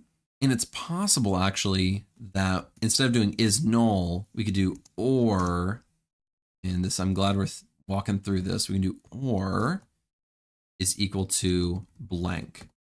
And let's try running this. There we go. Okay, so it looks like there's Jewel, Carvana, and Airbnb. These ones all have industries where it's null or blank, and an industry is not null. So that's really good. Now, if we scroll over, see the industry here, this is our T1. This is our first table. If we scroll over, I bet we'll see the T2 industry where it's not null. Let's scroll over, and here's our industry. We have travel, transportation, and consumer. So this worked exactly as we had hoped. I can even pull this up here just to show you a little bit easier what that's doing. And we'll do T2.industry. This is kind of like what we're trying to do. So if it's blank, this one is going to be populated into here if there is one that is not blank. So that's essentially what we're going to do. Now let's write the update statement, and we're going to see if it works. We have to translate this to an update statement. So we'll do update, and we're going to update this right here. So we'll say update T1, and then we'll do the join right there. And now we have to do a set statement. So we'll set the T1.industry equal to, and I'll just copy this, T2.industry. I don't like writing things out. Then we say where. So we do this, just like that. And let's add a semicolon. Okay, let's confirm. So we're updating this table, T1. We're joining on T2, where the company is the exact same. We're setting T1 industry equal to T2 industry. So the T1 should be the blank one. So where the T1 industry is null or blank, and T2 industry is not null. Let's go ahead and run this, semicolon. See if there were about 3 updated. Yep, rematch, 0 rows affected though. Let's go take a look. Let's run this query. Looks like those are still null. Let's run this. That one is still blank. Now let me think here. I'm trying to think of why this didn't work. And I want to walk you through my thought process. It is possible that because these are blanks and not nulls, that it's not working. And I will say that is something I typically do, where I set these blanks to nulls first. So let's actually try that and see if that changes anything. I'm just going to update this. I'm going to say set the industry equal to null. And we'll say where industry is equal to blanks. So we're just changing it to null where it's blank. Let's try this. And let's go back down here to our select statement. So these are all nulls. Okay, I think this is now going to work, because now you can see on this side, it's there's only one option for it to populate it. Before there were those blanks, which I think was causing the issue. Let's get rid of this part, because now we have no nulls. And now let's try running this. We're workshopping this on the fly, guys. Let's see, 3 rows affected. Hey-o, all right. Let's go see if it worked. Let's run this query, and we have none. That's perfect. Let's look at Airbnb.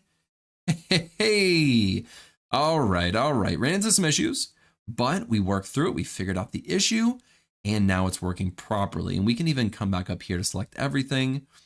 And it looks like Bailey's is the only one that still has a null. Let's look up Bailey's real quick. And we'll say where company is like Bailey. Let's run this. Yeah, and there's only one. So there wasn't another row. All these other ones like Carvana and I can't remember the other, Jewel and Airbnb. Those ones had an extra row. They did multiple layoffs. This one only did 1 layoff. So we don't have another populated row where it's not null to actually populate the null row. That's really all that happened. That's why that worked that way. So I'm really happy that worked. Awesome job, guys. I was starting to question myself. Do I even know how to use MySQL? I mean, I was really starting to question my abilities here. Let's take a look. I think that is all we're going to do for populating null values. Now, here's why. Things like total laid off, percentage laid off, funds raised. How are we going to populate that with the data that we have here? I don't believe we can. Now, we might be able to populate, we might be able to populate some of this if we had the company total. Like if we had the original total before laid off, because then we could do calculations like, oh, these companies went completely out of business. That's not good. At 1%, that means 100% was laid off. But if we had, the total, they had 50 employees and 100% were laid off, we could populate the total laid off. Whoops, did it again. We could populate the total laid off by saying, if this is 50, 100% was laid off, that's 50 people were laid off. We don't have that data, so we can't go and populate it, I don't believe. Funds raised, we might be able to scrape some data from the web and populate this, but that's a totally different thing, not part of this project. So I think the data cleaning for the null values and blank values, I think that's going to be done. It's possible that the stage could be the same, and if you want to go check, you can, but we're going to keep chugging along because we want to remove columns and rows that we need to. Now, if you remember, we were looking at this before. Did I save that query? Let's go look. Here we go. I'll bring this down to the bottom. All right. these rows, let's really take a look at these and think about if this is going to be help to us. What we are trying to do with this data in the near future is we're not just trying to identify a company or a location that had layoffs, and maybe we are. Maybe we are trying to do that, but these have no layoffs and no percentage laid off. So in my opinion, I don't know if these laid off any at all. I believe that we can get rid of these. Now, deleting data is a very interesting thing to do. You have to be confident. Am I 100% confident? No, not really. But I'm confident enough to know that what we're about to look at in the next one, we're going to be using these total laid off a lot, percentage laid off a lot when we're looking at actually querying the data and doing some exploratory data analysis. So we're going to use these a lot. I don't think these, I'm not even sure if these are accurate. I'm not even sure if they actually did have a layoff. It's saying they did, but it doesn't show if they laid off any. So can we delete this? Yes. Should we delete this? It's iffy. I'm not 100% if I'm being completely honest. And there's a lot of rows like that. This could be like 100 or so. I'm really not. I mean, I could run a query and run it, but I don't want to. It's not a big deal. The point being, I don't think we need this information, so we're going to get rid of it. If nothing else, just to show that you can do it. So now we'll say delete, and then we'll do from here. There we go. So now we're going to delete these rows. Let's try to select them again, and they are gone. So we deleted the ones where the total laid off was blank and the percentage laid off was blank. I can't trust that data. I really can't. And let's go back down. I'm right here. Semicolon. So sometimes I have to walk myself through these things. All right. This row num. I mean, come on. We don't need that anymore. Let's get rid of it. So what we can do now, it's a little bit different syntax. We want to drop a column from this table. So we have to do the alter table again. We're going to alter table layoff staging 2. And then we're going to say drop column and row underscore num. If we run this, then we run the table again, should be gone. And it is. So this is it. This is our finalized clean data. Now in the next project, we're going to be doing exploratory data analysis on this cleaned data. We're going to finding trends and patterns and running complex queries. It's going to be phenomenal. I'm super excited about it. And I love this data cleaning one. I made some mistakes. I'll be the first one to admit, but cleaning data is not always a straightforward thing. You have to kind of mess around with it, figure it out. And that's what we did. Whoa, took a while. So just to recap, we removed duplicates, we standardized the data, we looked at the null values or blank values, then we removed any columns or rows. So we did a lot. If you go back and you actually scroll through here and look at some of this code that we wrote, it's not super beginner stuff. So if you're following along with these things and you are getting this project, this is a fantastic project to put on your portfolio. I myself would put this project on my portfolio because it's a very, very relevant thing. Hello, everybody. In this project, we're going to be focusing on exploratory data analysis. Now, in the first project, we worked with this exact data set and we cleaned up the entire thing. And that was a really good project. And it set us up to explore the data. And with all that clean data, we'll be able to look at our data much better and find better insights while we are using it. Now, normally when you start the EDA process or the exploratory data analysis process, you have some idea of what you're looking for. Sometimes, not always. And sometimes when you're exploring the data, you also find issues with the data that you then have to clean.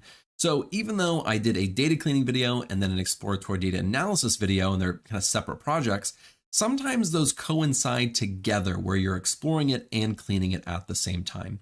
Now, what we're going to be doing here with this data set, we're just going to be kind of exploring it. I don't have any agenda. I don't have any, one thing that I want to look at. I just kind of want to look at everything, and we'll kind of discover and go about things as we are learning and looking at this data set. We will, however, start off really simple with kind of the basics, work a little bit more towards the tougher stuff, and then at the end, we'll have some more advanced things that I think will be really fun. So with that being said, let's start off with kind of more easier things. We'll kind of just ease our way into exploring this data set.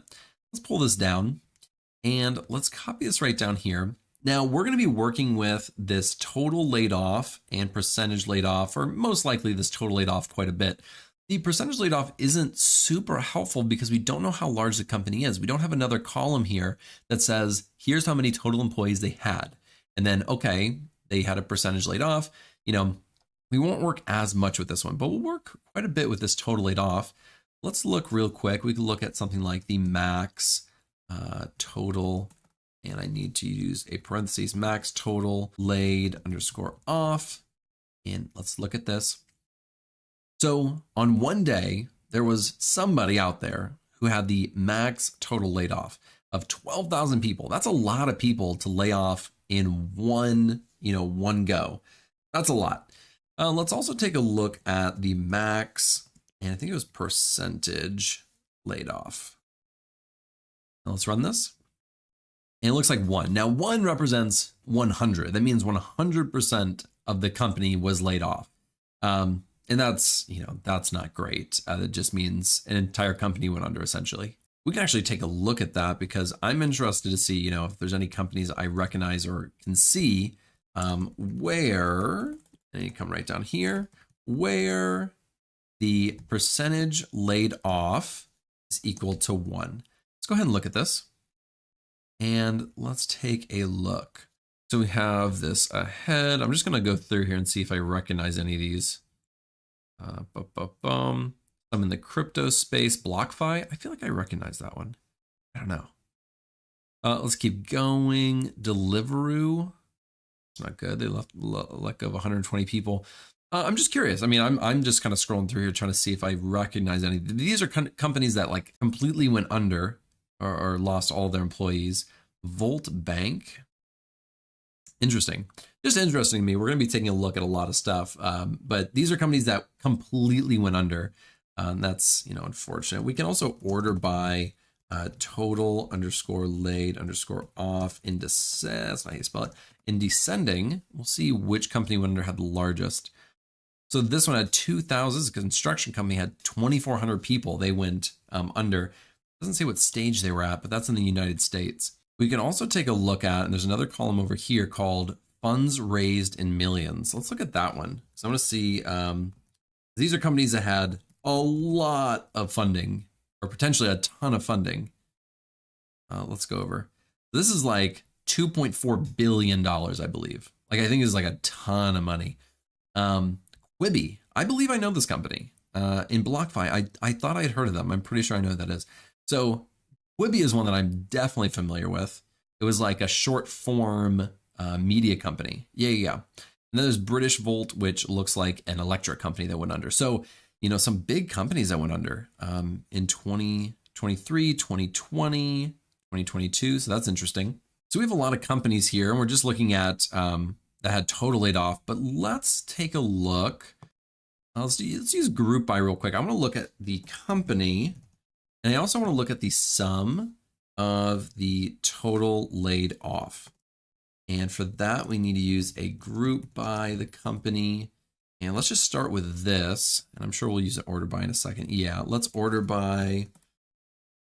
Let's just do 2 for now in descending. And 2 stands for 1, 2. This is the total laid off. So for the total for this table, and we don't know how far back it goes. We haven't checked that yet. We'll check that in a second. But for this table, you should recognize a lot of these companies. So I think it starts in like 2020 until like sometime in 2023. But this is Amazon let go of 1,800 people, Google 12,000. I'm guessing that's at one time because that was the max that we looked at earlier. This is Facebook or Meta, Salesforce, Microsoft, Philips, Uber, Dell, Cisco, Peloton. I mean, these are a ton of big companies. Carvana, they let go of thousands and thousands and thousands of people. Twitter, that's not surprising, given what's the change of things. Groupon, ton of people, or a ton of companies, and that's a lot of people that have been let go. Now, let's really quickly, before we keep going, I want to look at our date ranges real quick. So let's select everything. We'll do from there. And how do we want to do this? Let's do minimum of date. And let me do it like this, date. And then we'll do the max as well, because I want to look at the date range that we have here. Let's run this. It looks like it starts in 2020 of 311. So right when like, I believe the pandemic started or the COVID-19 started, I want to say that's like right when it hit at least us in the United States. And then this is almost exactly 3 years later. So early 2023. So just in those 3 years, you know, here's some of what we're looking at. These companies have let go of quite a few people or have had layoffs. We can also take this exact thing. Oops, what did I do here? Copy this again. We can also take this exact thing and look at quite a few other things. There was the industry. So we can look at industry, like what industry got hit the most during this time or had the most layoffs. All we're looking at right now is total laid off. We can also look at percentage in a little bit. But it looks like consumer got hit really hard, retail really hard. That makes a lot of sense with shops closing down because people couldn't come in for the coronavirus. Now we're just making assumptions, right? But you know, during that time, it was mostly COVID that impacted a lot of stuff. Then we have transportation, finance, healthcare, food, real estate. Yeah, there's a lot of people. Let's look at the lowest ones. Manufacturing, fintech, aerospace, energy, legal. So low numbers on those, high numbers on these. So really, really interesting. Let's go back up. Just want to look at our whole table really quickly, see what we got while we're looking at this stuff. And let's run this. And we're looked at the company, looked at the industry. I would really be interested to look at the country as well, which countries, at least from this data set, and we can copy, or we can go right here, country, because I believe that United States had the most. Holy mackerel. They had by far the most. Then India, this is 256,000 people lost their jobs. I think we'll look at the dates in a little while, like a kind of like time series, like how many per year, per month, per day, or whatever we want to look at. But goodness gracious, that's a lot of people within just 3 years in the United States. India, Netherlands, Sweden, Brazil, Germany, United Kingdom, then it goes down and down and down. But these are just reported from this data set that I had gotten. So really, really interesting. Good night. The United States had much more than most for sure. Let's actually look at that date real quick, or we can look at it by year. So we have this date, and if we do it like this, and we can do it by date real quick. So this is going to do it by individual date, and let's order by, let's do 1. This is the most recent date. So it's literally by date that's reported. We don't want that. Let's do it by the year. So 2020, 2021, 2022, 2023. We can do that fairly easily. We'll use this year function, and we'll group by the year as well. Let's try running this. There we go. It looks like in 2020, 80,000 people, 2021, 16,000, 160,000 in 2022. This looks like the worst year. And then we only have 3 months of data in 2023. There's 125,000, holy smokes. So in 2023, it looks like we're ramping up, because I'm recording this in 2023, about a month after this data set, that we got this data set. There's 125,000 people around the world, you know, but just in those first 3 months. So this is going to be a lot higher than even 2022. That's pretty wild. Very, very interesting. One other one while we're looking at group by, there was a column, and you can go back and look at it if you'd like, but it's called stage. And this shows the stage of the company.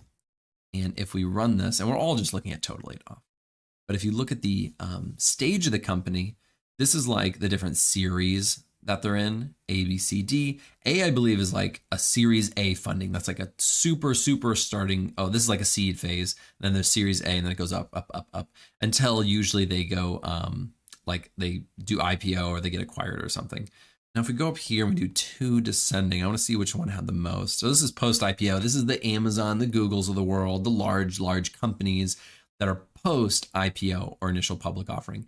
Then there's unknown. We don't know which that is. A lot of, layoffs from acquisitions, C, D, B, all the way down. So it looks like most of it's coming from, these ones right here. Really, really interesting. Let's go look at percentages. I'm just going to literally trying to say literally. I'm going to literally copy these. And with percentages, I don't think, let me look at percentage layoff. I don't think the sum is going to be a good indicator. I don't know if this is a good one to even look at because, and then we're looking at company right now because percentages refer to a percent of the company, right? So we don't have hard numbers because we don't know how large these companies are. So now that we're actually looking at this percentage laid off isn't super relevant. Really the one that's kind of more, has better, this is a better use for what we're looking at is this total laid off. Because again, we don't know these sums. We could look at like the average, right? But again, that just doesn't help us that much. I don't think we're gonna really dive into that too much. Is my feeling. Now, one thing that I would be really interested in is to kind of look at the progression of layoff, right? You could call this a rolling sum. So start at the very earliest of layoffs and do a rolling sum until the very end of these layoffs. And let's go to the bottom. This is where it's going to start getting a little tougher. And there's, we're just doing a little bit of exploratory data analysis, digging into this a little bit. You can go and dig into this as much as you'd like. You don't have to just do what I'm doing, but I'm just trying to show you some stuff. Now let's try to do rolling total of layoffs. We could do that on the day, although I feel like that's going to be way too many rows. Let's do it based off the month. So right here in this month. Now, let's see. If we do just the month, let's do something. I'll show you the month, and that's going to be an issue. And I'm in my head, I already know. But let's look at it. We could do something like select from, and let's get this. There we go. So if we do, we'll do substring. Let me add a semicolon. Let's do substring, and we want to pull out this month right here. So we'll go 1, 2, 3, 4, 5, 6. So start at position 6. And this is, of course, in the date column. We'll start at position 6, and then we'll take 2. Let's just run this really quickly. And there's our month. So this, we could do this as month, right? Or like this. Was that correct? Yeah. So as month, so this is our month that we're doing it. Now, if we group on this and we do like something like a sum of total laid off, I think that's the column. And then we do a group by on this month. So it'd be like this right here. We'll do group by this. Let's try running this. We should be able to do month as well. Let's try this real quick as well, because I don't want to have this if I don't have to. Run it. Perfect. So the months right here don't show us the year. So if we're trying to get a rolling total of just the month, it's actually could work fine when we actually implement the rolling total, use a window function. But the issue with this is it's just going to show us month. So this is 2020. This is January of 2020, 2021, 2022, 2023, any other years we have it. This is not a great rolling total. What if we did 1 all the way to, I want to say it's 7, 6, 7. Let's try this. Now this is going to give us a much better, and let's order this, order by 1 ascending. This is just our first column. So now, well, we should do it where it's not. Give me a second. I'm figuring this out as we go. We'll do where the month, write that, where the month is not null. I'm just going to get rid of that one.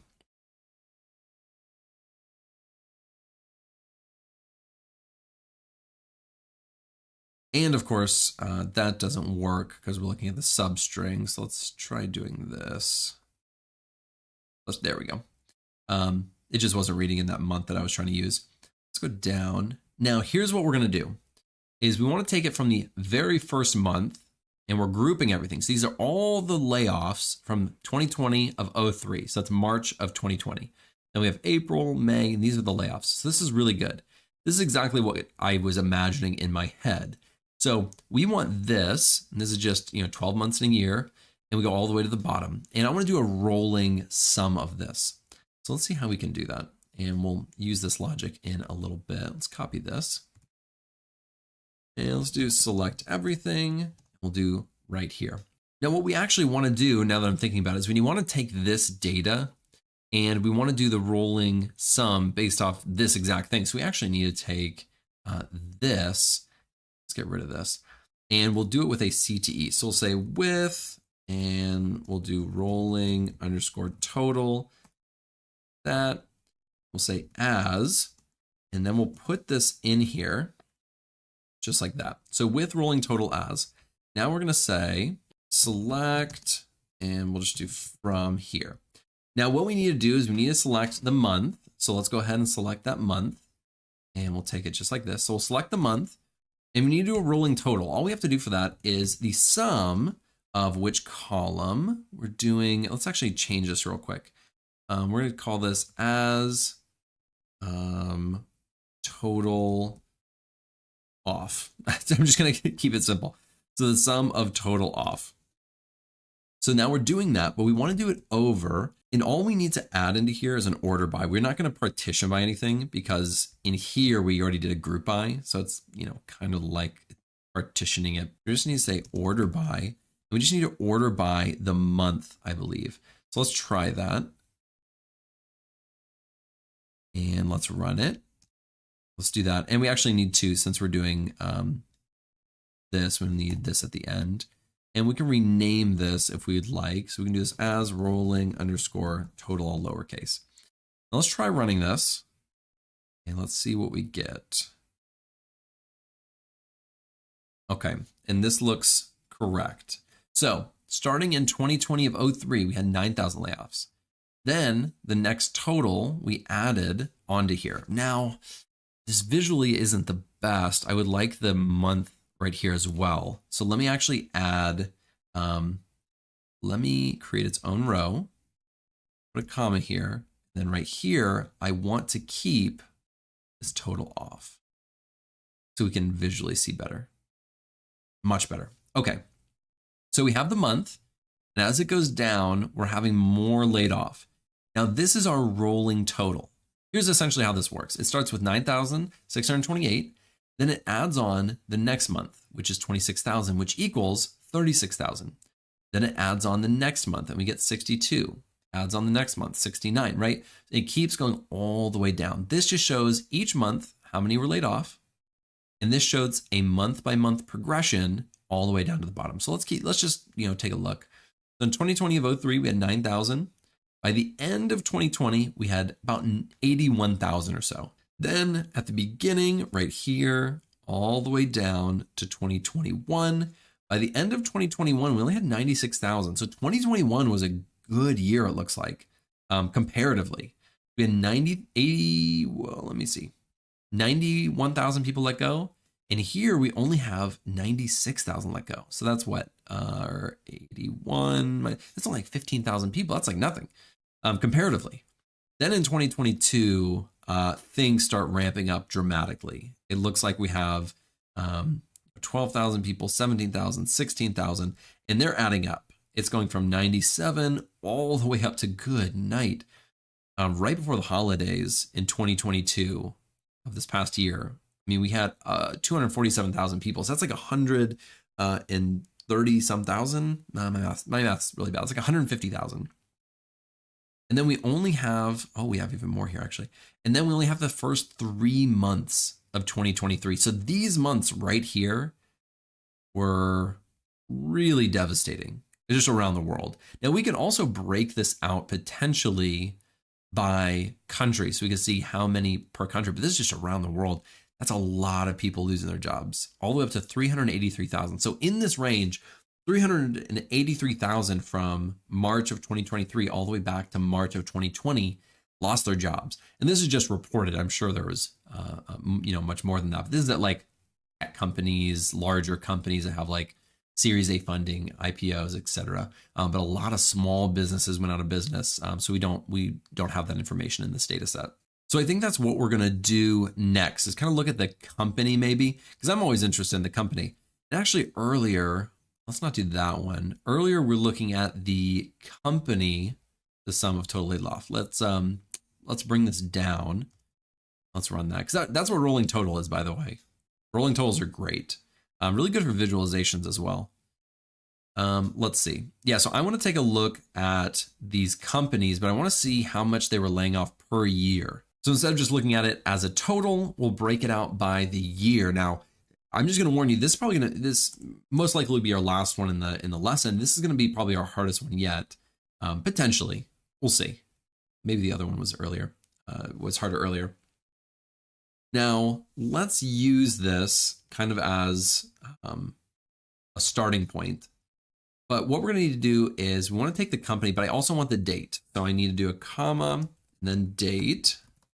So we need our date here, and I'm going to do that. I need to group by the date as well. So we'll do date, and let's run this. All right.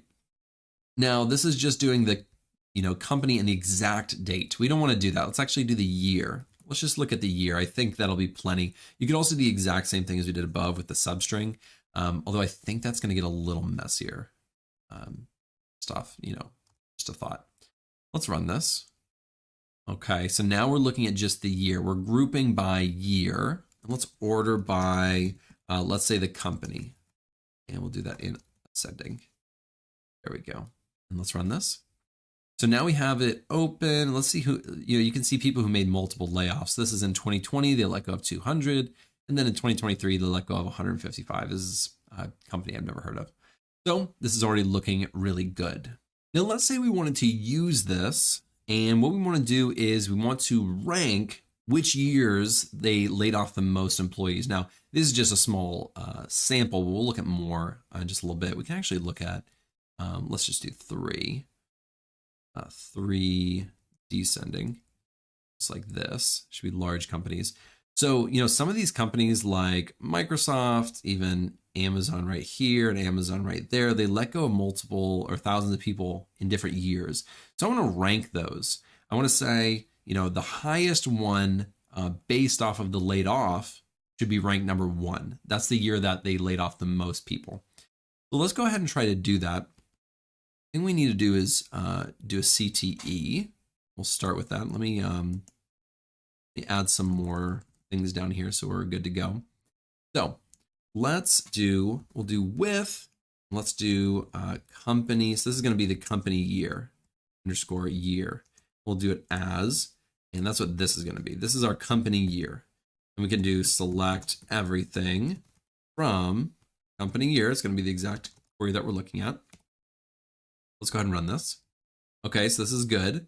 Now I do want to change these columns, and I can do that right here. We'll do company. Let's call this years, and then I can do total laid off again. So total underscore laid underscore off.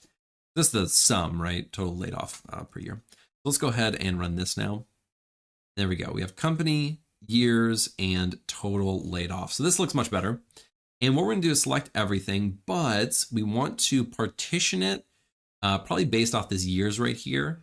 And then we want to rank it based off how many they laid off in that year. So we'll get to see who laid off the most people per year, because some companies like Amazon, they let off multiple people per year, but was it the highest per year? That's kind of what we're going to look at.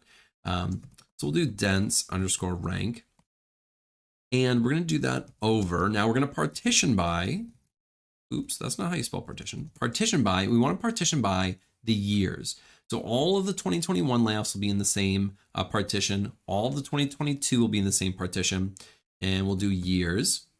And we want to also order by the total laid off. Now we want to do that in descending. So we'll do total laid off descending. And then we want to add this dense rank to it. So let's try it. Let's run this. Good night. That's a big one. So let's take a look. So in 2021, it looks like, or 2020, it looks like Uber had the highest. Now we want to take out these nulls. So let's do where years, let's say, is not null. And let's run that. There we go. So in 2020, and that's what we're partitioning on first, it looks like this is 1, 2, 3. These are the top ones. And let's order by, and let's order by the rank first. Let's call this as, bring it down. What do we want to call this? We'll call this as ranking. There we go. So order by ranking ascending. There we go. Now we have our ranking. So in 2020, this is the biggest one of layoffs. 2021, this is the biggest layoff, I guess. We'll have to take a look. In Meta, in 2022, they had the biggest layoff, and Google had the biggest layoff total for 2023. So this looks correct, but I kind of want to filter on this ranking to be able to only filter maybe the top like 5 companies per year. And I think we can do that. Let's actually get rid of this. I think what we should do is we should add this as another CTE and query off of that. So now we'll call this company underscore year underscore rank. So now we have the year rank as, we'll have our query. Oops, have our query. So now this is our company year rank. So now if we do select everything from company year rank, this, we run it. Okay, so now we have our rankings. Let's come down. Now we have our rankings, but I just want to filter it based off of that ranking. We'll say where ranking is greater than or equal to, let's say 5. We'll look at the top 5 rankings. Let's run this. And I said greater than, I wanted less than. Run that. That's looking good. Okay, so really quickly, we have in 2020, we had, these are the top 5 people who laid people off. Uber, Booking.com, Groupon, Swiggy, Airbnb. In 2021, the largest layoff was ByteDance, which I think is TikTok, right? Katera, Zillow. Yeah, these are the top 5. So 2021 or 2022 and 2023 were definitely the largest as well. We have Meta, 11,000 people, Amazon, Cisco, Peloton, and Carvana, as well as Philips. They tied. That's why we have the dense ranking, because some of these will be ties. And then we have Google in 2023, all the way down to Dell. These are all ones I know: Microsoft, Ericsson, Amazon, Salesforce, and Dell. So this is really, really interesting. Just looking at a year-by-year snapshot, right? These are the total laid off for each company. And we could even go back and change this for like industry or, you know, really whatever we want to change this to. This is just an interesting query in general to look at, you know, per year. And we could go back and change it per month, or lots of stuff we can change in here. But this is really interesting to me. It just looks like a lot of the large tech companies took some big L's, took some big hits. Let's recap this query really quickly in case, you know, it's tough to follow. But we created this query up here, and we were looking at the company by the year and how many people they let off. Then right over here, we said with the company year, we changed these columns. This is our CTE. So we created our first CTE.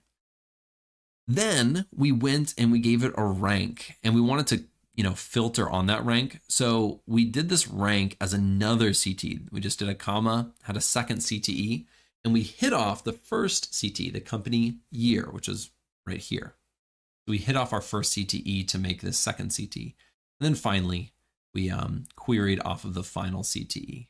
Definitely not an easy query to kind of think through and walk through, but I hope, you know, you're able to follow because, you know, that's a really good query. This is something I've definitely done in my real job when I was working with a lot of healthcare data. This is a lot of stuff that I would do. And so this is a, you know, pretty good query to know how to do. But with that being said, we are done with this lesson. I hope this wasn't too short. I don't know how long I ran, but you know, we looked at a lot of different stuff. Let's go back to the top. Again, we were just exploring the data. We looked at laid off a lot, looked a lot at the company, when these dates actually started for these layoffs in this data set. We looked at the country, the actual year of laid off. Then we went to a little bit more difficult things. We looked at it per month. So per month, how many layoffs they had, and then we did a rolling total. And this one was a pretty good one using that substring. I love substrings, man. They're awesome. Or lady, they're awesome. And then we came down here and we did the one we just did with multiple CTEs in the company. I think it was a really, really good, solid project. Combine that with that data cleaning project, and man, you got just a really good start with some MySQL projects. And this one can be expanded upon. don't stop where I stopped, right? Let me go back to the top. Don't stop where I stopped, right? This data set has so much data in it. You can do a lot of different things. And even if you want to, you could go and find these companies right over here, and you could try to get their total company that they had. And you could use this column a lot more. That'd be really interesting with some calculations there. So with that being said, that is the end of our exploratory data analysis project. I hope you enjoyed it. I hope you learned something both in the data cleaning project and in this exploratory data analysis project. That's what this is all about. And getting the confidence and gaining the experience to create these projects and add those to your portfolios. Speaking of which, if you haven't already, check out my video on how to create a free portfolio website using GitHub. Awesome. I highly recommend it. And you can add these to your portfolio. So with that being said, thank you so much for watching. I really appreciate it. If you liked this video, if you learned anything at all, be sure to like and subscribe below. Check out my channel for tons of other videos just like this one and more. I will see you in the next video.